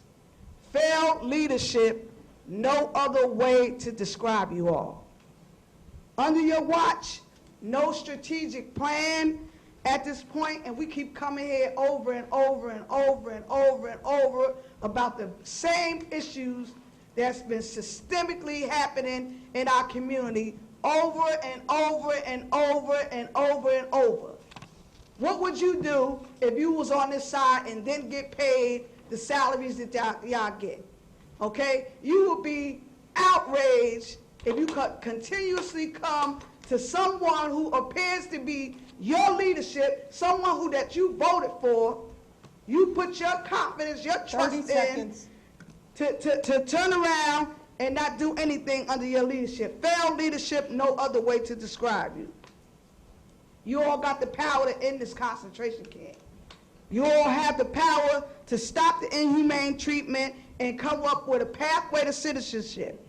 Under your leadership also, we got Newark residents, Bloomfield residents, Nutley residents are being poisoned by the neglect of this infrastructure and also the water contamination that's happening in the city of Newark. Under your leadership. Under your leadership, we got Michael Bright at the YMCA who have people living in there under DIFAS, under Essex County. You need to go there to check out the people living in 110-degree temperature in there. Unacceptable. Not only there, Freeholder, let me just close with this. Okay. I came before about 224 Sussex Avenue. The conditions there are still the same. No strategic plan at all. Can you please, please, please put an end to this, okay, under your leadership? And we don't want to come here, like the lady said, we don't want to keep coming here. Thank you. But please, go check on the YMCA, DIFAS children. Go check on 224. People who are getting HUD and federal assistance, county assistance. Please go check on them. Shalom Tower residents without air conditioning. Thank you. Please go check. Thank you.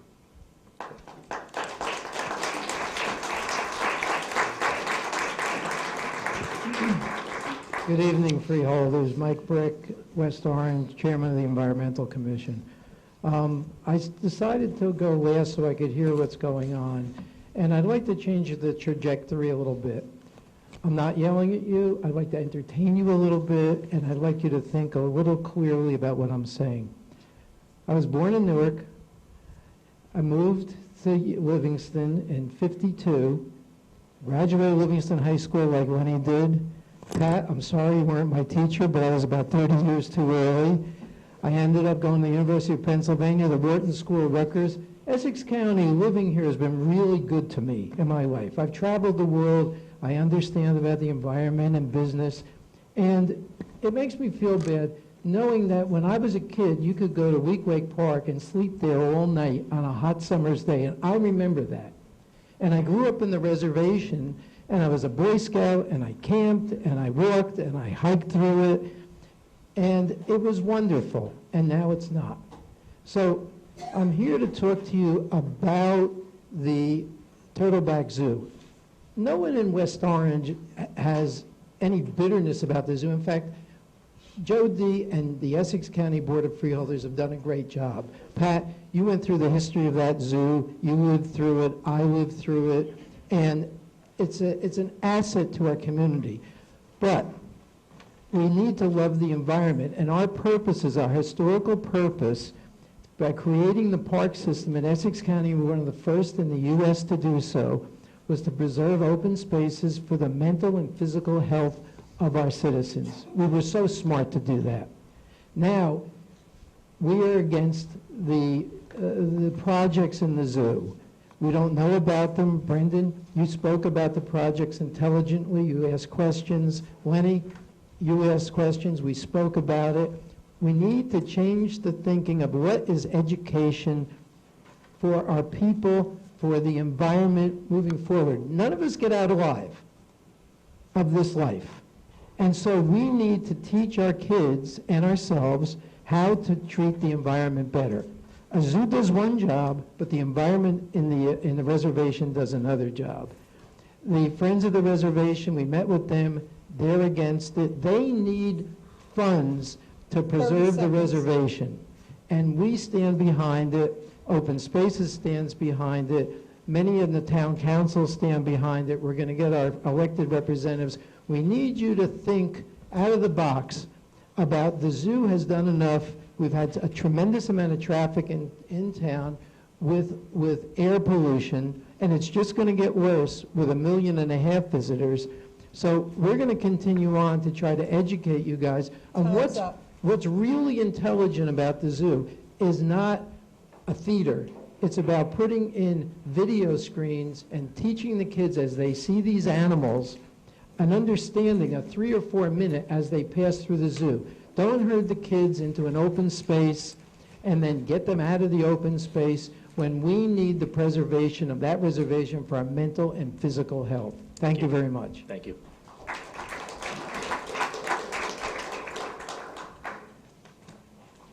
Hi, my name is Pamela McElvin. I'm advocating for Bellsware Park from Newark. I would like to know, what is the status of, I was here, I submitted a petition in reference to the fence going around the park. I want to thank Ms. Cooper, wish she was here. I can thank Ms. Cooper for, I wasn't here at the last meeting, in the June meeting, when she actually spoke up in reference to that. And Mr. I guess Johnson made a comment which he could have kept in his back pocket and sat on it, because knowing the difference between putting up a fence in your yard and putting up a fence around the gate, that wasn't, he could have kept that comment. But I have to say, I had my first meeting at the park, June the 20th, senior meeting, meet and greet. It was nice. It was hot. It was really hot, but the place, it was air conditioned. We had quite a few seniors came out. Some of them didn't even know about it. And they're anxious about getting more, doing a little bit more. Then we had a series at the park. You guys need to come to the park. You need to come to Bellsbury Park. The series that was done there yesterday, the festival, it's fantastic. It was full. That's what they need. In that area, that's what they need. So, like I said, I just submitted over 100 signatures to you. And I just received, well, I didn't just receive it, I just really haven't had the time to go over the Oprah report on Bellsworth Park. So the first, I'm gonna look that over because I have to look it over twice because it's like, it's just something is missing. So again, I want to say thank you to Ms. Cooper, Gail, for, thank you. But can someone tell me, because I know the last time you said there was bids was out there. Where do we stand? What is the status of that situation? Sure. Submit, County Administrator. Mr. President, the contract was approved by the board at the last meeting, and purchase order is in process, so that will be made quite shortly. Okay, thank you. Thank you. Now, one more question. Will that go into effect for the school year for 2019, 2020? The work should be going on during the time. Okay, thank you. Thank you.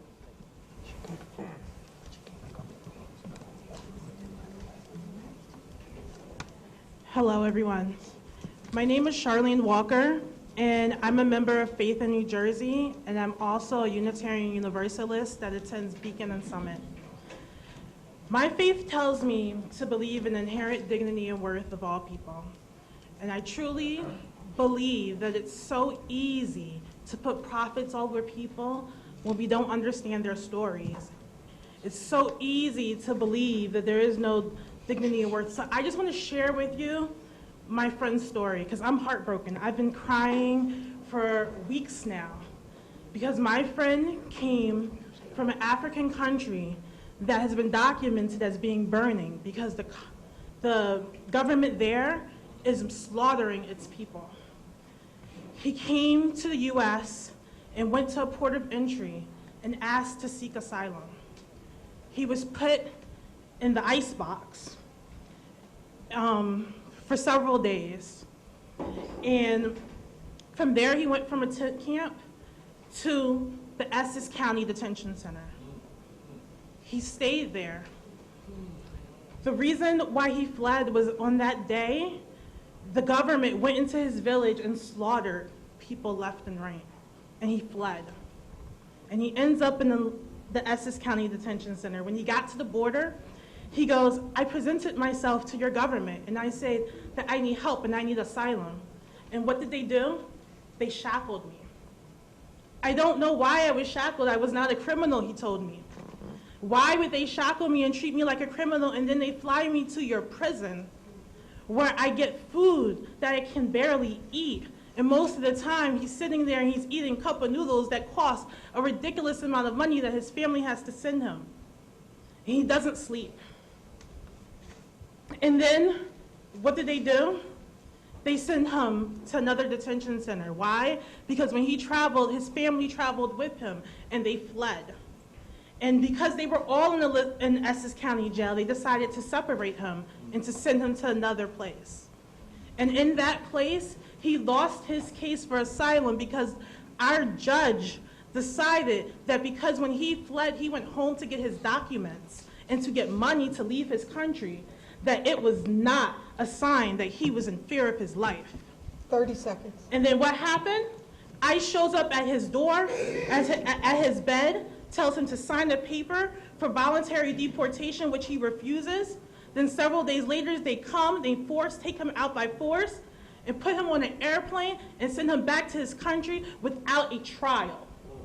And then when he gets there, they take his documents, which have not been returned to him, and he is currently sitting in a country that he cannot move in, scared of his life.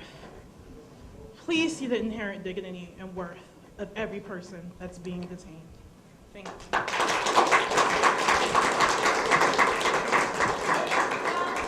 Remember Dave Johnson? There's a similar story. Brendan Keel, you know that story. I know you tried to help, but you know that story isn't new.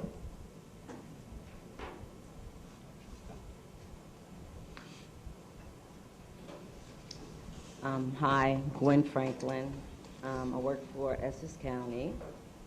And I came to the Freeholders where July 1st, you wrote me a letter, and I came back 2 weeks ago in reference to LabCorp and Quest Diagnostics being hacked by the third party, their billing department. And I received a letter from AMC saying that my information was hacked and that they would give me coverage for 24 months. My concern, I feel violated already. And my phone was hacked. My bank accounts was hacked.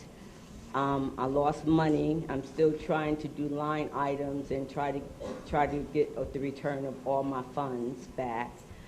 And it seems like we already know that this hacking is taking place. I didn't even call the FBI in reference to this, and they said they get cyber hacking on a daily basis. Is nothing they can really do. So I sent President Gill and Vice President Richardson a copy, and Mr. Jackson and all the other higher-ups in reference to receiving a paper manual check until I get this in order, until further notice. And I received this email back from Jackie Jones, the Deputy Director of Personnel. Here, I have copies for you guys, what she wrote me back, in reference to that is mandated by the freeholders that I have to get an electronic check. And I'm asking you that I need manual check until I get this in order, until I can stop the hacking process.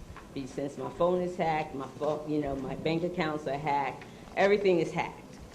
So I do not need to have another electronic check go in to my account, which last time the check was lost between Essex County and the bank for 2 weeks, and it happened to be the 2 weeks I went on vacation. So if you can help me with this, I would truly appreciate it. Thank you.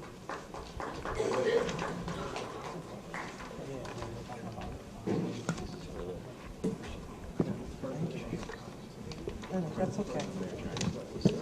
Sure. I'm sorry, Mr. County Administrator. Thank you. Thank you, Mr. President. We did receive the correspondence from Ms. Franklin, and she indicated that she had already closed her account. And what we said was, as you know, it's the policy of the county that every person is taking a deposit per the ordinance that was passed by the board. And what we said was it takes about 3 or 4 payroll periods for us to get a new deposit set up anyway, so that we would be issuing her annual check until that process went through. So Ms. Jones' email indicates that, and I don't believe that it takes, will take 3 or that could be 6 or 8 weeks before the process is resolved. So we will be issuing an annual check, and that was indicated. Thank you.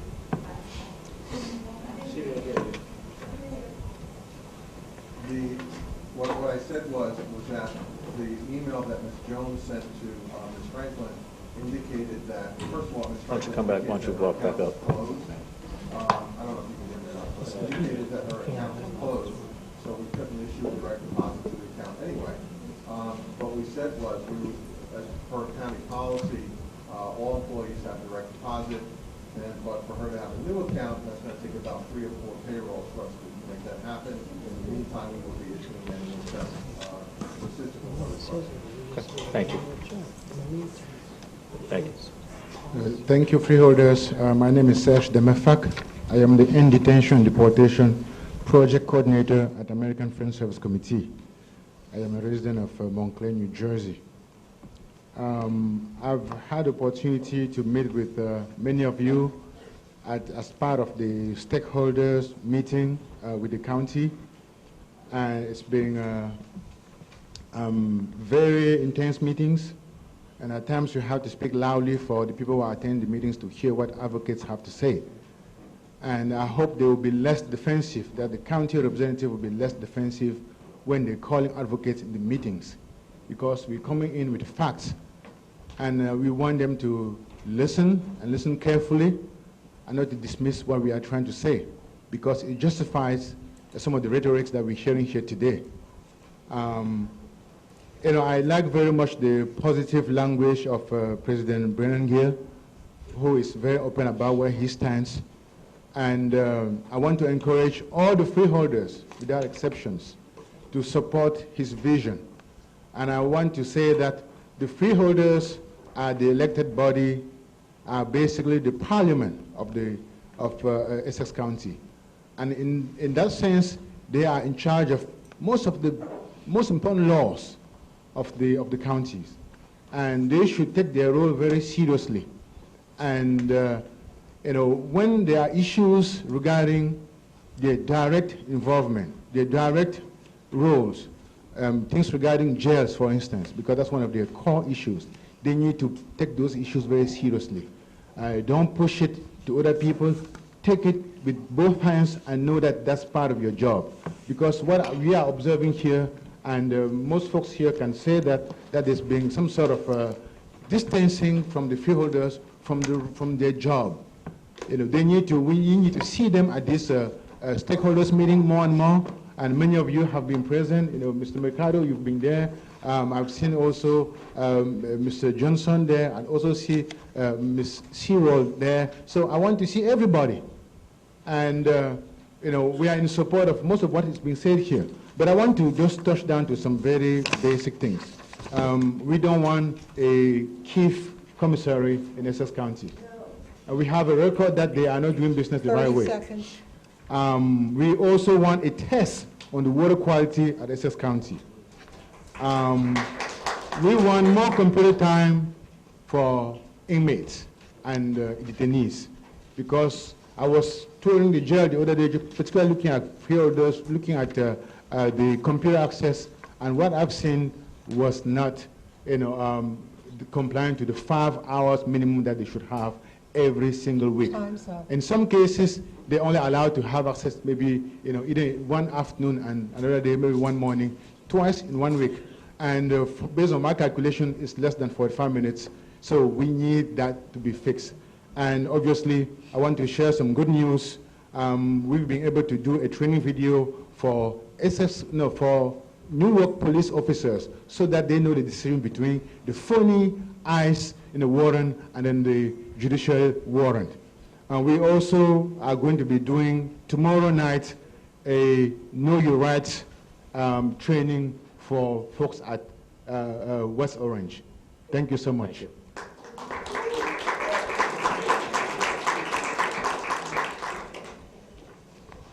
Hello, my name is Ian Harris, and I'm a student at Montclair High School.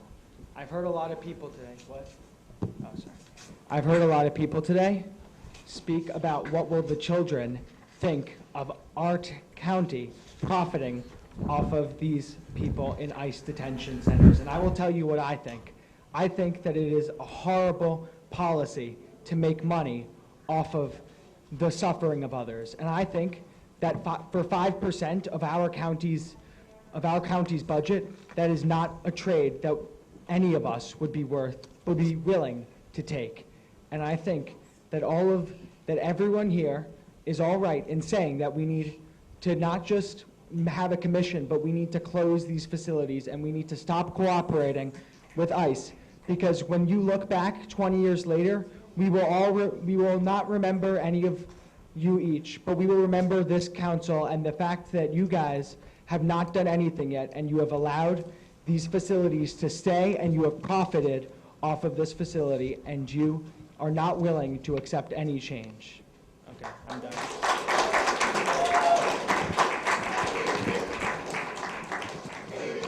Hello, my name is Brian Lee. I'm from Somerset, which is not your county, and I'm here to speak on behalf of some people who are also not from your county. Manny is a 20-year-old. He was a DACA recipient. He lived in Dover Township up the road from here. He was arrested for smoking pot last year. He was then seized by ICE and sent to the Essex County facility where he was being detained. And he continued to fight his case while he was in those facilities. And I met his family, I met his friends, I spoke to him on the phone, and he talked about how the conditions there were getting worse and worse each day. And he was also depressed. He was traumatized by the whole experience of being locked up. And so what happened was, earlier this year, he gave up his case. He voluntarily self-deported back to Uruguay, a country that he hasn't seen since he was 4 years old. He left behind his family, his girlfriend. I mean, some of you might have kids that are 20-year-old. I mean, imagine never getting to see them again. And that's what happened to him after he passed through your facility. And another story I want to tell you is that a few months ago, ICE conducted a raid in Elizabeth. They couldn't find the person they were looking for, but they saw 2 Latino men on the streets. They asked for papers. They couldn't present any American papers. Both men were grabbed. However, and this is like a miracle, one of them was set free. And the reason he was set free, we found out, was because ICE ran out of room in New Jersey. They had no more beds to put them in. So actually, I mean, this could be thanks to you guys. The fact that you guys set the number of beds in this facility to 800 may have made a difference. Had you set it to 1,000, he would be in one of these detention centers right now. But just imagine how much more families you could reunite, how many more DACA recipients, how many more young people won't be pressured to self-deport if you lower that number to 0. And I just want to emphasize that the Supreme Court is going to rule on DACA's existence probably in the beginning of next year, and I don't feel confident about it. I mean, you guys have the opportunity to stop your facilities being used to detain former DACA recipients, to pressure them into self-deporting. I mean, imagine how many families you would be saving if you start drawing down this contract now. And you don't have much time left because this ruling is coming down early next year. So please, just, you know, as a practical aspect, we know you can't change the immigration system, but within the reach of your arm, you can slow down ICE.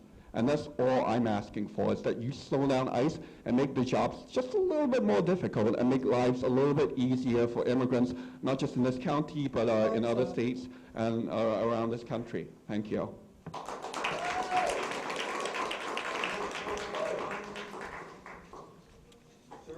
Okay. Madam Clerk, let the record reflect that there is no one wishing to speak at this time. Before moving to ordinances and resolutions, they would be, excuse me,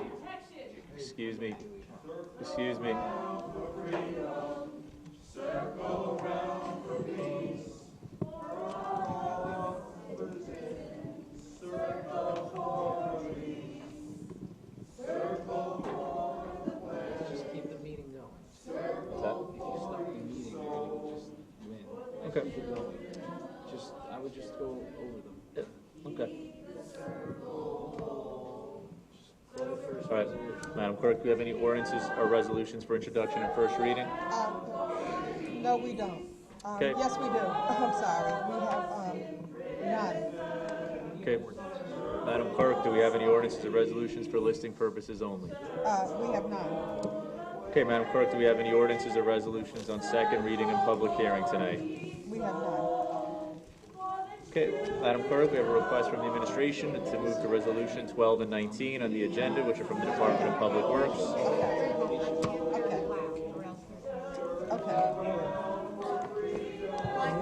Yes, I hear you. I know. It's just that we're never going to end if we don't keep going. Why don't you come down? You want to sit here?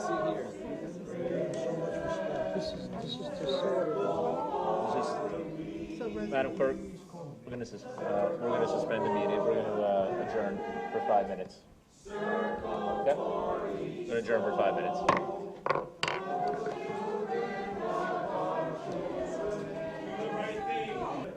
Okay. Roll call, Madam Clerk. Freeholder Cooper? Here. Freeholder Graham? Here. Freeholder Johnson? Here. Freeholder Luciano? Absent. Freeholder Mercado? Absent. Freeholder Pomares? Here. Freeholder Vice President Richardson? Absent. Freeholder Sebo?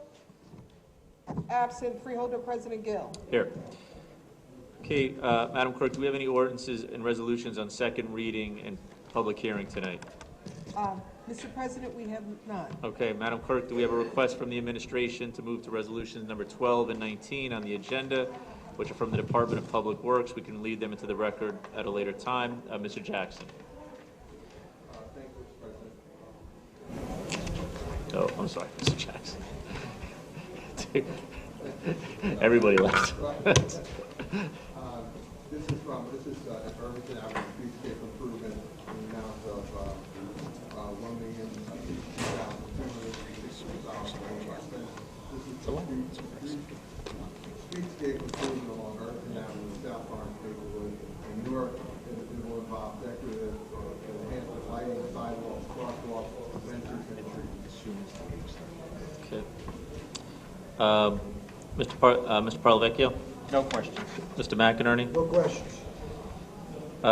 Freeholders, do we have any questions or comments on Resolution 12 and 19? I'll move, Mr. President. Thank you. Before you do that, Freeholder Primero, I actually have a question. I don't know if Freeholder Cooper, you had a question as well? No. Okay. Mr. Jackson, is there, through you, I don't know if there's someone here from the department, the streetscape portion of this, so a question I didn't have the opportunity to ask, and is being done in accordance with our complete streets policy? Yes, sir. Okay, thank you. That's all for me. I'll take a motion. Freeholder Primaris? Yeah, this is on 12, And 19 together, right? I believe this is on 12 and 19. Did you do 19? I'm sorry. Why don't we do 19, and then we will take 12 and 19 together? Good. Item 19. No. As you know, we acquired. No, first one. As you know, we acquired 321 University Avenue to relocate our DFAP department. So this is part of that project in the amount of $15,002,802. This is going to go to O'Hara, John O'Hara Company, and the vendor, I should say, the vendor is Starnes. We have 3 bids from 9 potential vendors. This is a 210-day agreement, again, to make the improvements that we need to fit out the building for the relocation of our Department of 18 records to this building. Okay, thank you. Mr. Parlavecchio? I don't have any questions. This is on resolution for the board. This is on resolution number 19. Mr. McInerney? No questions, Mr. President. Freeholders, do you have any questions or comments on resolution number 19?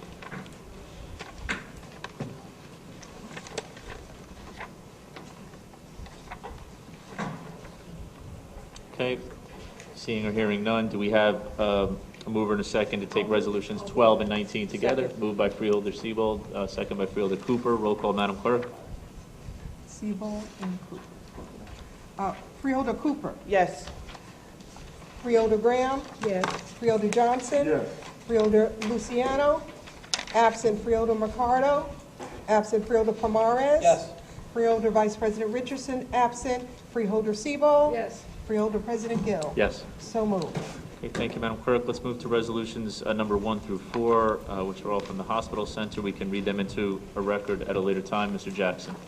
Mr. President, Mr. Del Gaudio, Ms. Fishman, and Ms. Longo are here to address this issue, this item. You're number 1, correct? Thank you. Yep, number 1. We'll take 1 through 4. We can go through each of them, Mr. Jackson. We'll read them to the record at a later Mr. President, time. Mr. Del Gaudio will go through each one in turn. Thank you. Resolution number 1 is it's a shared service agreement, intergovernmental agreement with the Township of Bloomfield to utilize a individual to serve as the county's health officer. This contract will run through September 9th. Can you speak into the mic? Sorry, it's been moved away. The contract will run through September 9th. And Look it up. Move it up a little There bit. you go. That's it. it's the first time I've ever had to move a microphone up. My height. We brought the individual here tonight, Maya Lordo. Her resume was presented for all of you for review. We feel this is an excellent candidate to eventually become an employee of the county. We're stepping up our efforts in the health department. We've already made some significant changes in that area, and in this day and age of a lot of public health outbreaks, we're gearing up for things that are inevitable that are going to come about. So I could bring Ms. Lordo out now to discuss, but she's a little bit under the weather, and she's here. But with that, I'll introduce Maya Lordo. Thank you. Hi, my name is Maya Lordo. I am thankful for you taking your time to meet me. I am a certified health officer, as well as a certified licensed state health inspector. I also have my Master of Certified Health Education certification. I have been working for the Township of Bloomfield for 10 years. I believe that health is not just our physical well-being. I believe it is our environment, it is our spiritual well-being, and as well as the environment that we live in. So I hope to bring that to Essex County and to expand all the services that Essex County currently offers. Thank you very much. Any questions? Ms. Jackson, why don't, yes, but I'd like to do 2, 3, and 4, and then we will take questions on resolutions 1, 2, and 3, 4 together.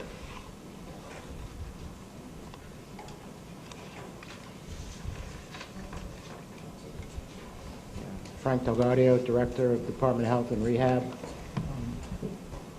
Resolution 2 is their affiliation agreements with the short-term care mental health screening centers throughout Essex County. There is a systems review committee that has been working together with the Essex County Hospital Center to form this affiliation agreement.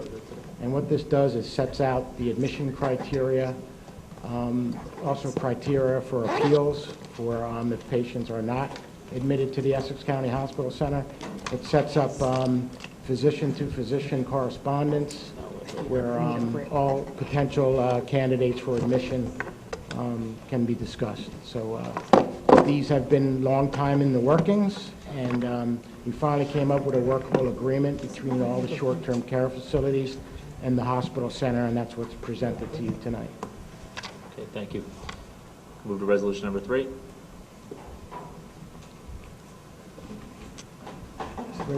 Resolution number 3 is a contract for the replacement of our computer switches and Wi-Fi systems at the Essex County Hospital Center.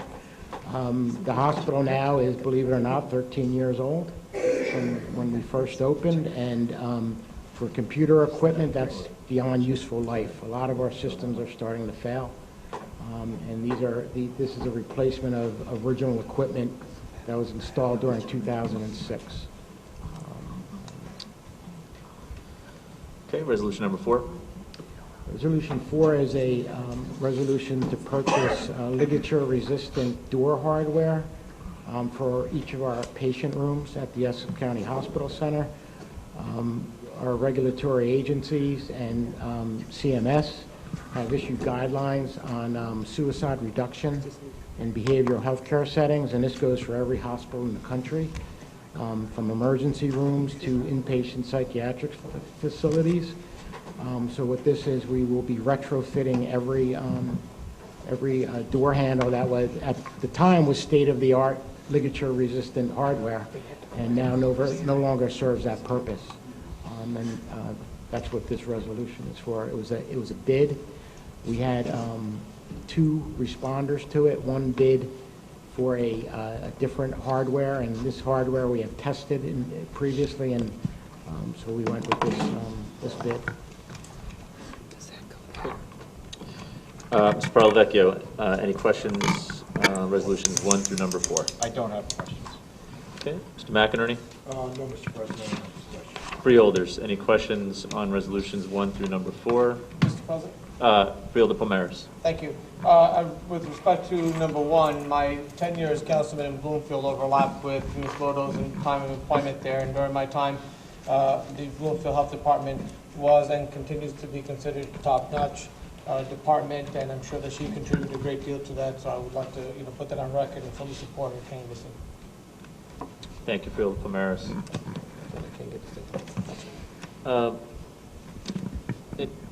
We touched on this in the leadership meeting. I just wanted to, again, just to ask a clarifying question on resolution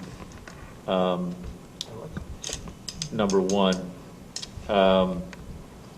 This is, in a sense, almost mobility. So the question and issue that I raised, and maybe if you could just speak to it on the record, is we're going to have an interlocal agreement, a person who works for both the town, a person who's a township employee but who works for the county. And I just want to make sure that we clarify on the record that there would be no potential conflicts of interest in setting up an arrangement in this way. I can Mr. address it. Yeah. I can address it as I understand it, Mr. President. It's in effect, while Ms. Lordell is employed by the Township of Bloomfield and will continue to get paid by the Township of Bloomfield during this period, the county will reimburse the township for her services, and she will in effect be on loan exclusively for Essex County. So it's not like she will split portions of her day or her week between the town and the county, or be dealing in anything in the county that might have oversight or conflict with what was her township employment. Although on loan, it's the only word I can come up with because it's used often in the public safety and police arena. She's on loan, but she's really exclusively working for and reporting to Essex County officials. Okay, so Mr. Parlavecchio and our county administrator, she would this employee would report directly to then ultimately the county administrator in this position. She's reporting through Mr. President. She will be reporting to Mr. Del Gaudio. Mr. Del Gaudio. Okay. Okay. Field Cooper. Thank you, Mr. President. One quick question. Based upon the resolution that's presented, so she's going to work temporarily for the county for a period of time through the interlocal agreement. Will she have to apply for the position that's going to become available later in the year? Or if she's happy with working for us and you're happy with her performance, will she automatically just become the candidate? Through you, Mr. President, Frank Delgadio, Director, Essex County Department of Health and Rehabilitation. The position of health officer is an appointed position, and it is a non-competitive title. So from a standpoint of competing for it, it's appointed basically by the county executive. So hopefully she'd be satisfied with the work, and we'll be able to retain her at that point in time. But there is that potential that we would have to seek others if she's not interested at that time. Okay. Thank you. I asked that question because she has a very impressive resume, and it seems like it's a good fit for both of you. It would be a nice transition. I just want to make that clear for myself. Thank you. And that's why we sought her out. Great. Approve. There's additional questions or comments on resolutions number 1 through 4. Seeing or hearing none, do I have a mover? Moved by Freeholder Pomaris. Second by Freeholder Mercado. Roll call, Madam Clerk. Freeholder Sebel. Yes. Freeholder Vice President Richardson, absent. Freeholder Pomares. Yes. Freeholder Mercado. Yes. Freeholder Luciano, absent. Freeholder Johnson. Yes. Freeholder Graham. Yes. Freeholder Cooper. Yes. Freeholder President Gill. Yes. So moved. Thank you, Madam Clerk. Moving to resolution number 5, which we can read into the record at a later time. Mr. Jackson. Mr. President, Director Ortiz and representatives of the vendor are here to address this item. Good evening, freeholders. Through you, President Gill, Farrell Ortiz, Director, Essex County Correctional Facility. I'm here to advocate for the passage of this particular contract for a much-needed service of commissary for those that are under our care and custody. This particular contractor is the sole responsible bidder, and this is the second time that we posted it up as such. I have with me Mr. Richard Kismer, who is a representative of Cape Commissary, that will speak a little bit about this company and answer any questions.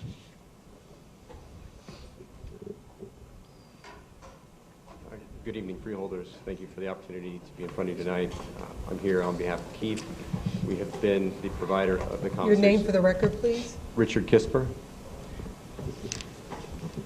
We've been the provider of commissary services here at Essex County since 2004, and we value the relationship that we have developed with the county, and we hope to continue doing that for you.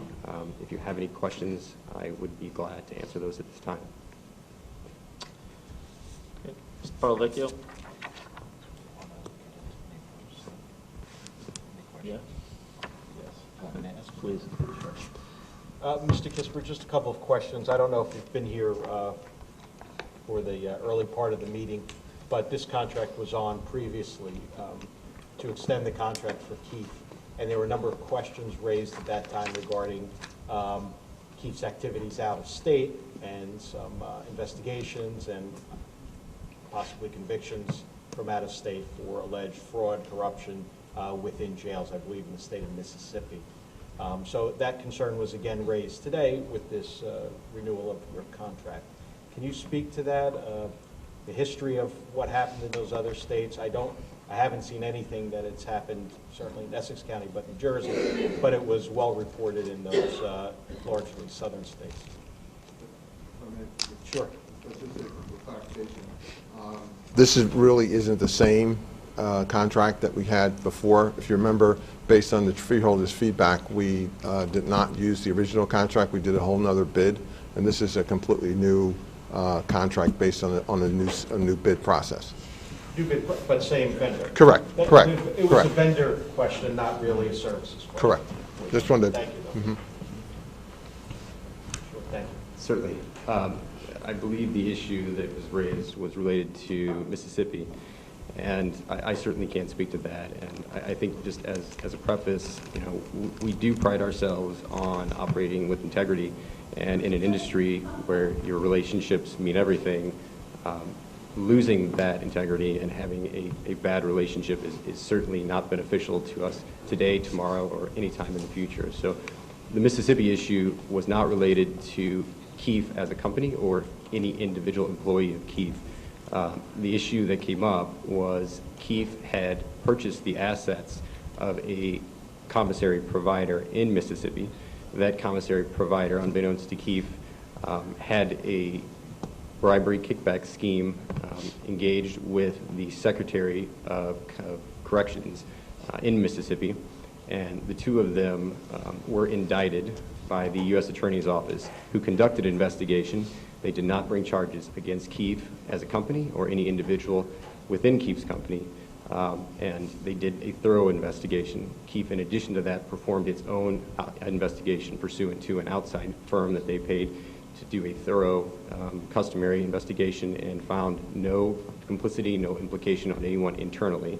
The lawsuit that was brought was a civil lawsuit by the Attorney General's office in Mississippi, and there was no admission of fault. There was nothing that Keith did wrong, and there was no there was nothing that was admitted to in terms of liability, which is, I think, what was spoken to earlier, and there was a misstatement as to us pleading guilty or being guilty of violating some law, which I believe was a misstatement. Okay. So a quick question about the civil case, and I appreciate the answer. The civil case, did that have to do with the cost of the items in the jail, or was that also related to the earlier investigation, the bribery kickback? It was related to the earlier investigation. Okay. Mr. Jackson, you reminded me that we have changed the way this was bid, or the nature of this contract compared to the last one. Can you explain that? Well, based on the feedback that we got from the board, we went out and tried to rebid the contract. And as part of that process, we were not, we had one bid that was returned from Keith. And to my comment earlier was, this is not just a renewal or bringing back to the board of the former contract. We actually went out and tried to see if we could, get other interest, and we did not.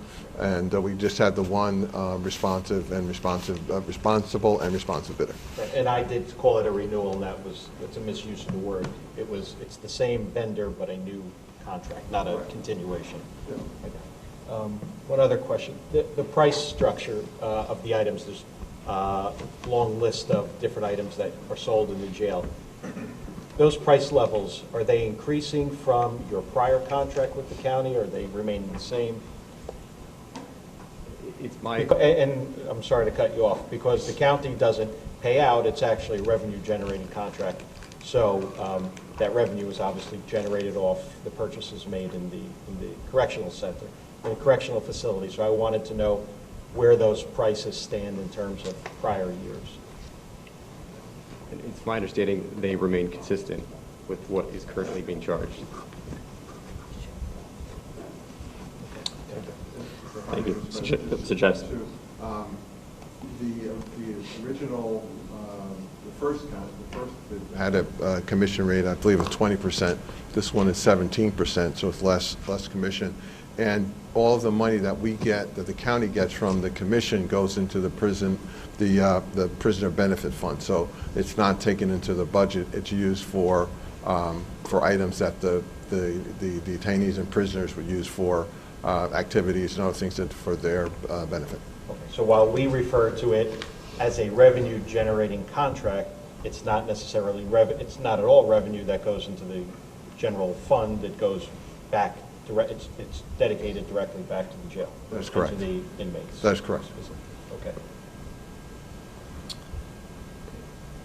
Ms. McInerney? I have no questions on this, not already addressed that we had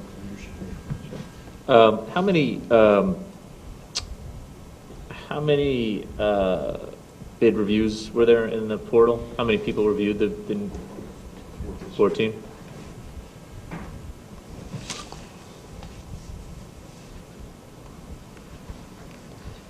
Freeholder Cooper? Thank you, Mr. President.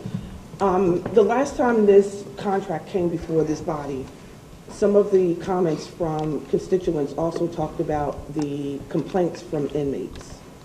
I think in either Mississippi or Michigan, it was a different state. How have you addressed those issues? Have you had any issues like that here in New Jersey? I apologize that I'm not familiar what comments were made by the inmates related to our services. It was about pricing, I believe quality of some of the products, I think delivery time. I'd have to go back because I actually found an article, but I don't have my phone with me from the last time to tell you specifically where the comments were. So you're not familiar with any of inmate complaints? To you, President Vigil. We have not experienced any of the issues that Mississippi or any other state. We get our products, they're timely delivered, they're consistent with the protocol or the pricing that is required by the contract. So we are monitoring constantly, but we have not experienced any of those issues. All right, thank you.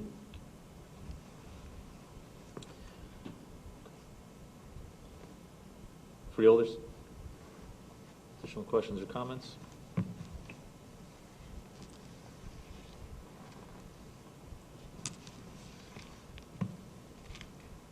Do you have a motion?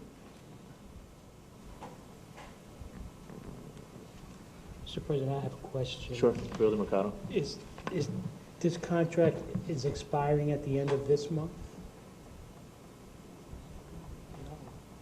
It's an extension. Allerties, the director at Essex County Jail. It's not an extension, it expires. But we're on an extension, right? Julius told you purchasing, maybe this is a brand new contract that we made. So it is not an extension, it's a brand-new contract. Are we currently under an extension?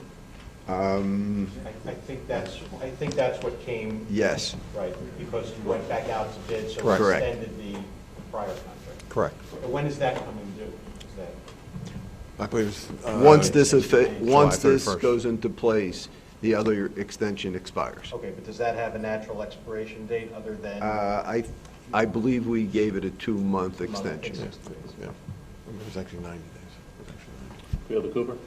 Is this a one-year contract with a renewal, or is it an automatic from 19 to 2021?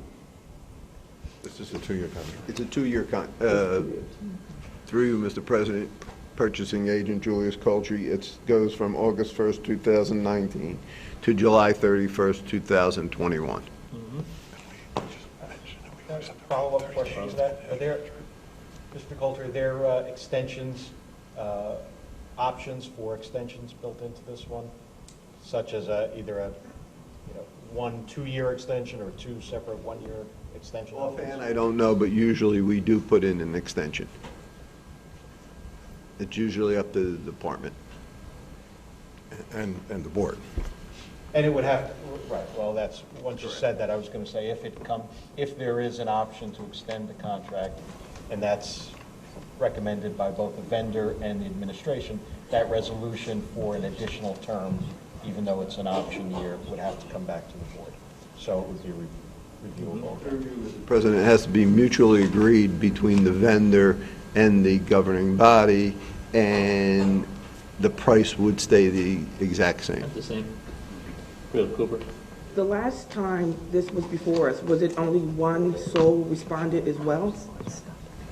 Through you, Mr. President, it was an extension of the original contract.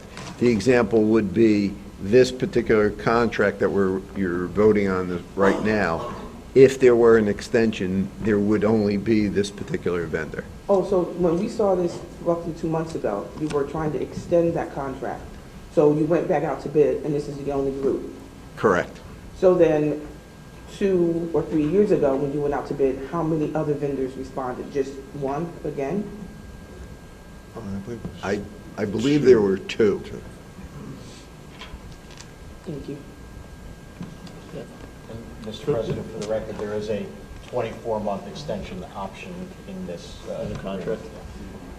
Fielder McConnell. Yes, Mr. Jackson, the county inspector did an investigation on the charges that were on Mississippi. Can you share with us the outcome of those investigations? I'm going to defer to County Council to respond to that question. Courtney Gassione, 6 County Council, through you, Mr. President. You're correct, Freeholder. There was a request through the Freeholder Board to the administration for our Office of the Inspector General to take a look into the allegations that have been raised in the case involving the Mississippi matter. Our Office of the Inspector General, specifically Dominic Scaglione, our Inspector General, did contact both the U.S. Attorney's Office and spoke to both them, the Department of Justice, as well as the FBI. He confirmed all of the information that has been provided by the Keefe representative in this evening, that it was in fact a civil litigation that was brought by the federal government against Keefe, that matter was resolved. There was no admission of guilt by the company, and it did not directly involve any Keefe individual or principal, but that it was in fact the sole accusations were against this consultant that had been part of a smaller entity that had been bought out by Keefe that was involved in the fraud and kickback scheme. So that information was confirmed by our Office of Inspector General, and he did not find that there was any other outstanding issues that gave him concerns as he looked at them and spoke to other law enforcement agencies. Thank you. Okay. Mr. McInerney. That was part of my question. Okay. Additional questions or comments, Freeholders? Mr. President. Yep, Fielder Palmaris. Counselor, I mean, do you have like an internal memo? Is there something you can share with us just so we feel comfortable going over it in a little bit more detail, or our report, if you will, of our looking into it, or perhaps a report that was done by the authorities down in Mississippi? I don't have any internal memorandum that were generated as a result of the Mississippi investigation. I do have internal documents from our Office Inspector General that I can share with Freeholder Counsel, and he can determine what's appropriate to share with the board. I see. Okay. Freeholders. Additional questions or comments?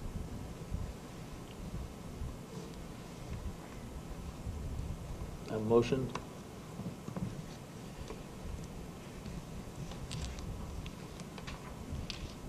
I'll move it. Moved by Freeholder Siebold. I'll second.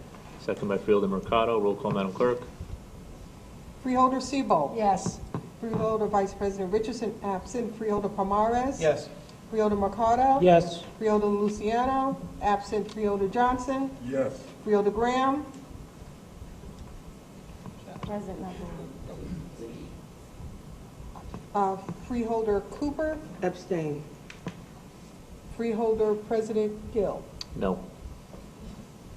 So moved.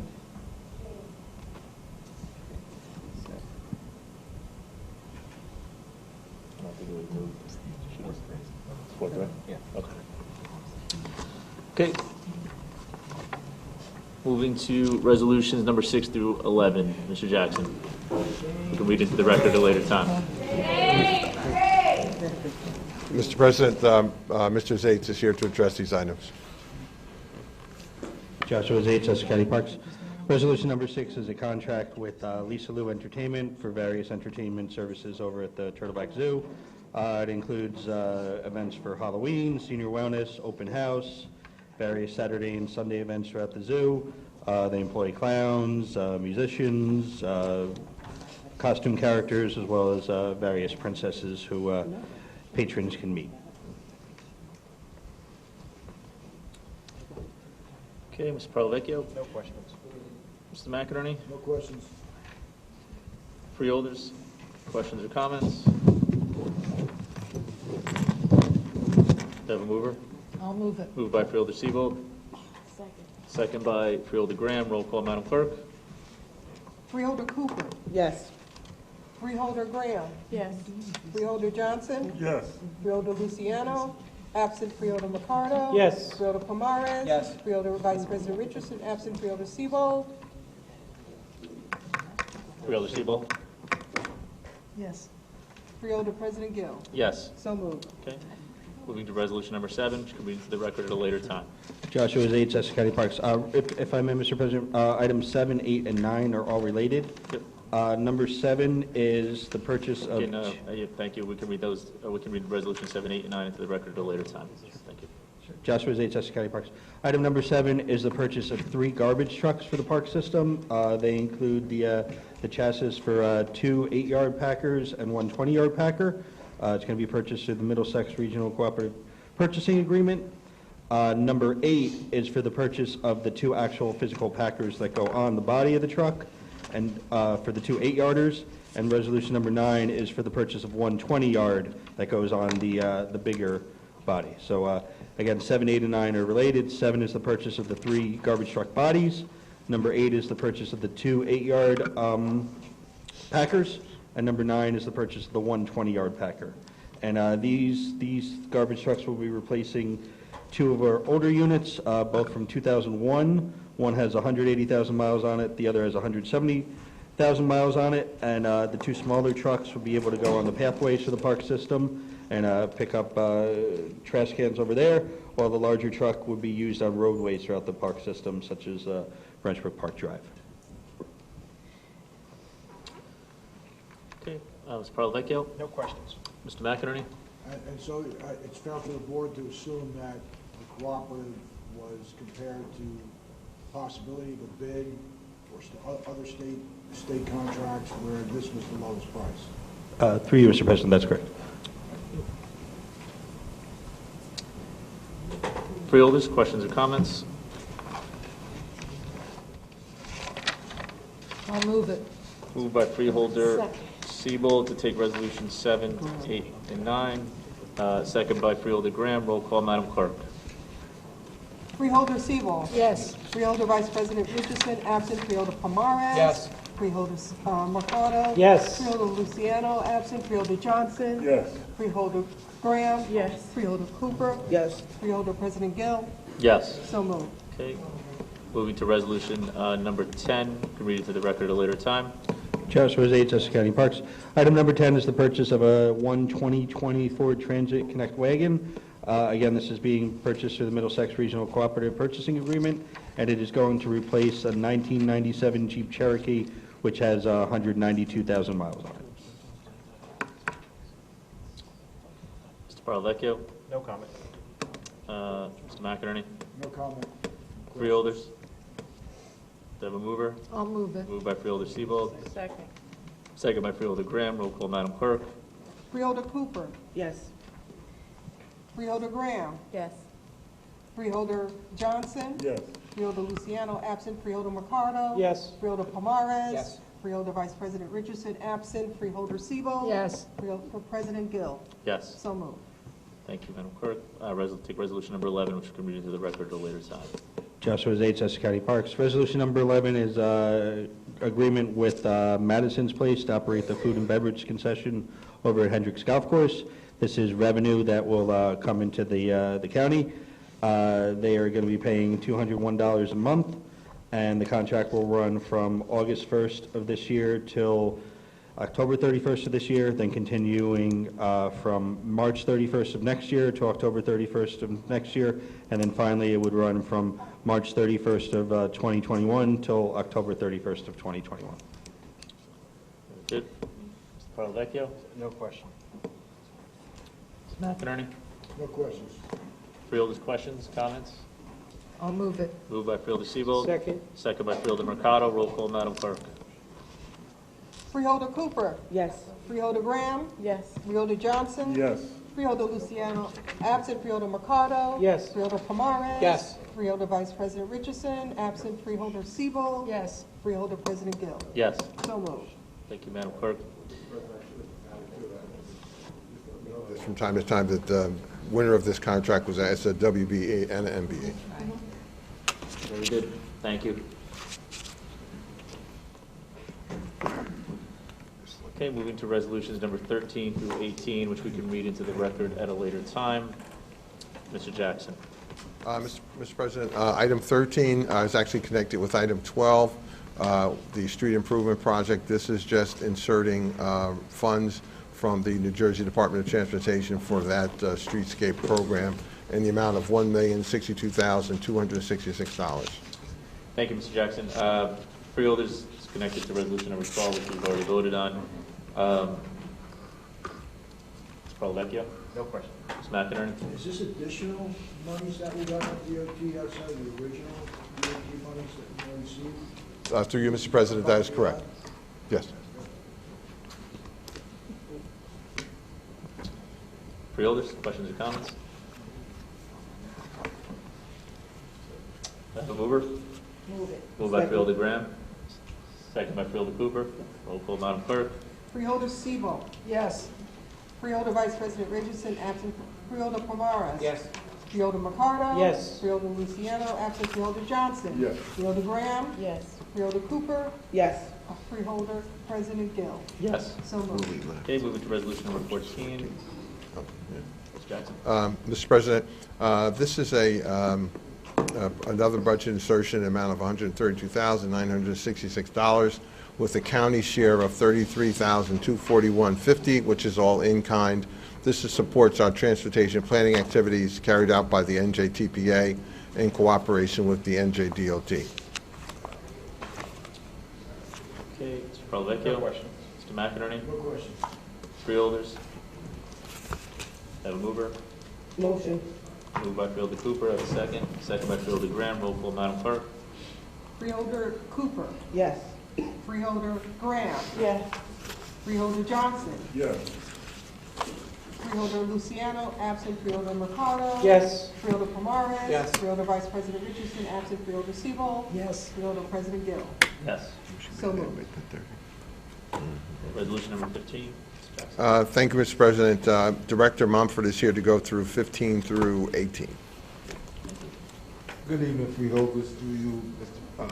President Gill. What you have before you is 4 separate grants, which are state and federal grants to provide training services for the constituents of Essex County through the Division of Training and Employment.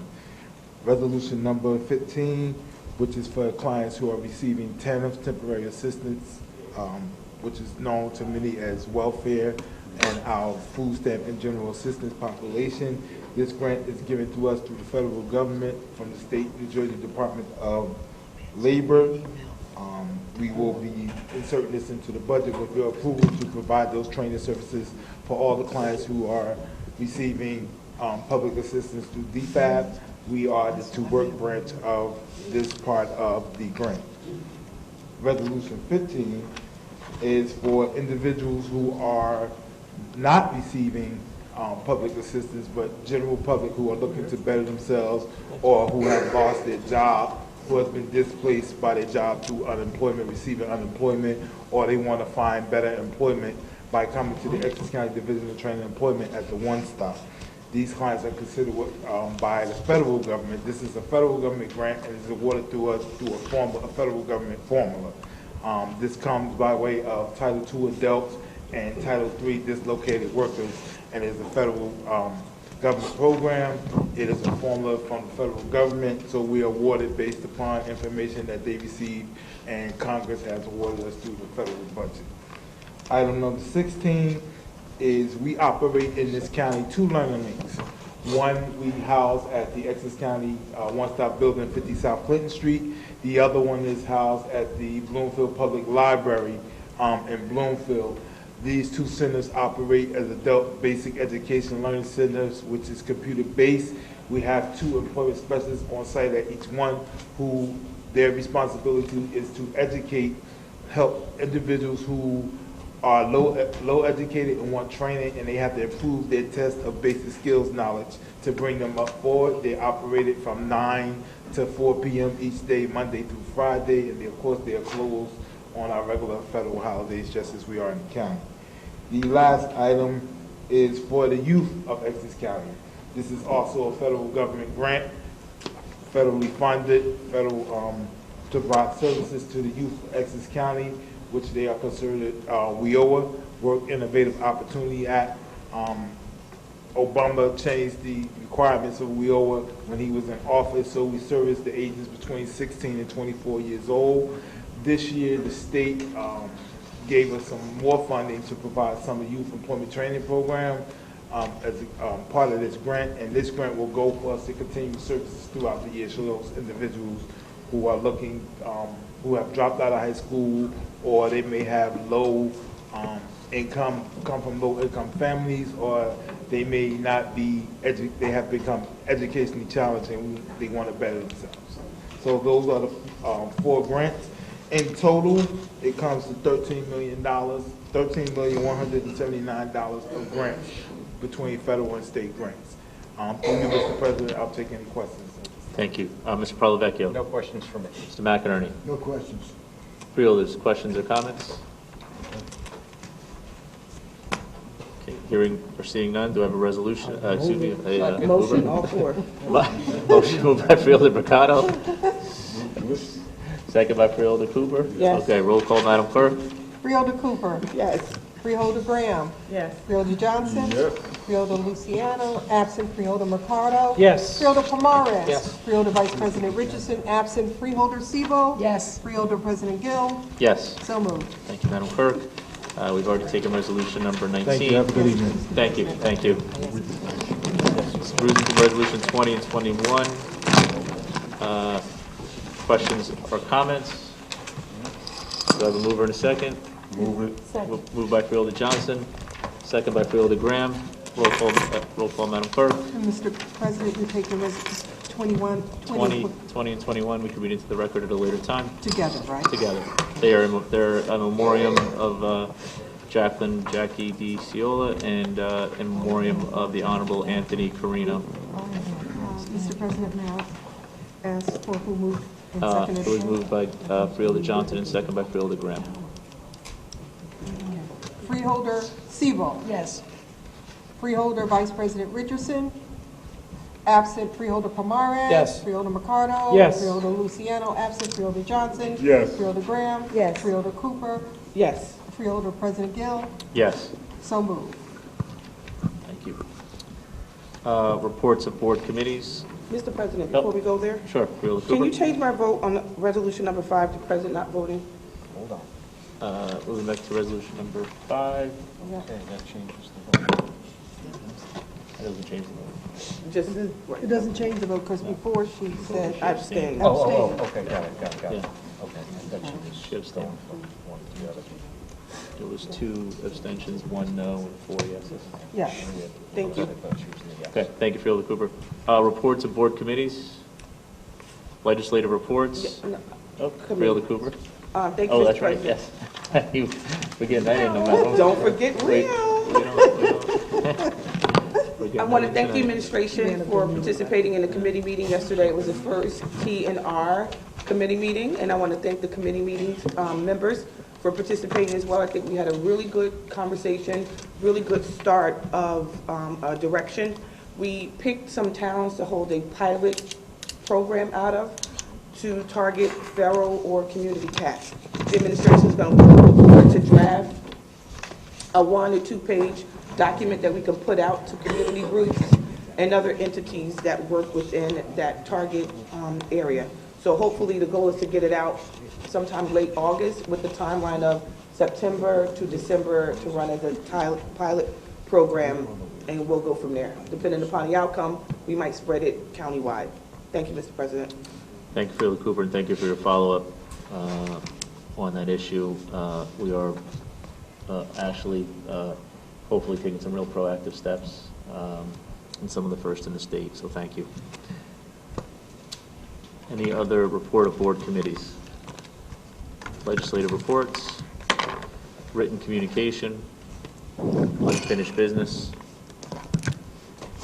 public comment.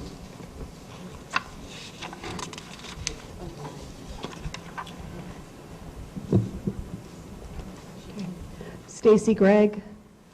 I'd like to make a comment regarding the contract with the company to provide for the jails.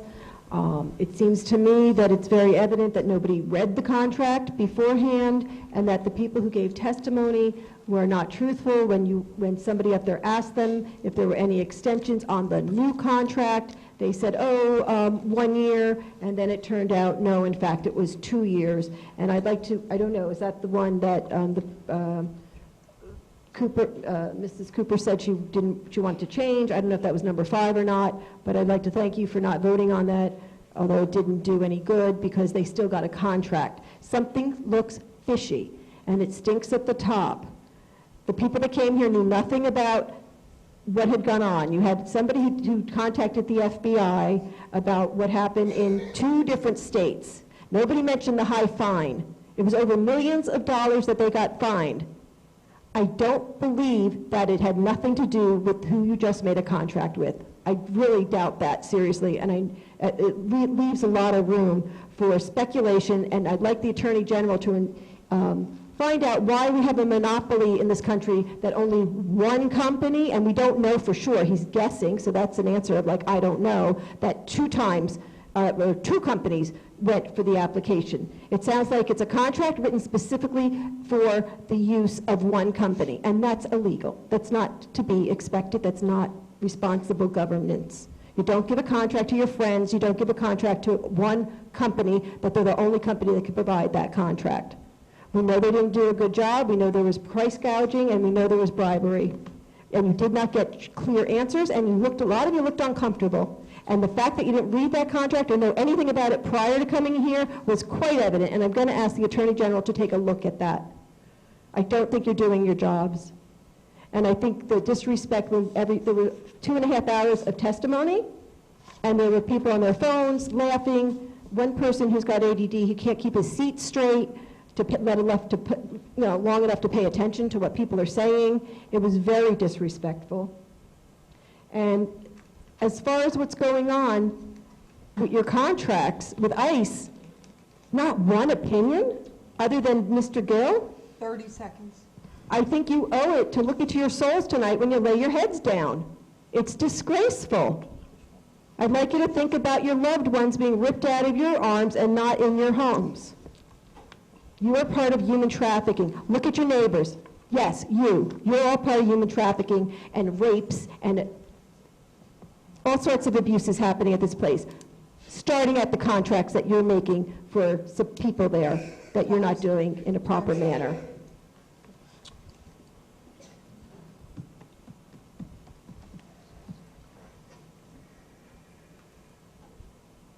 Adam Kramer, West Orange, New Jersey.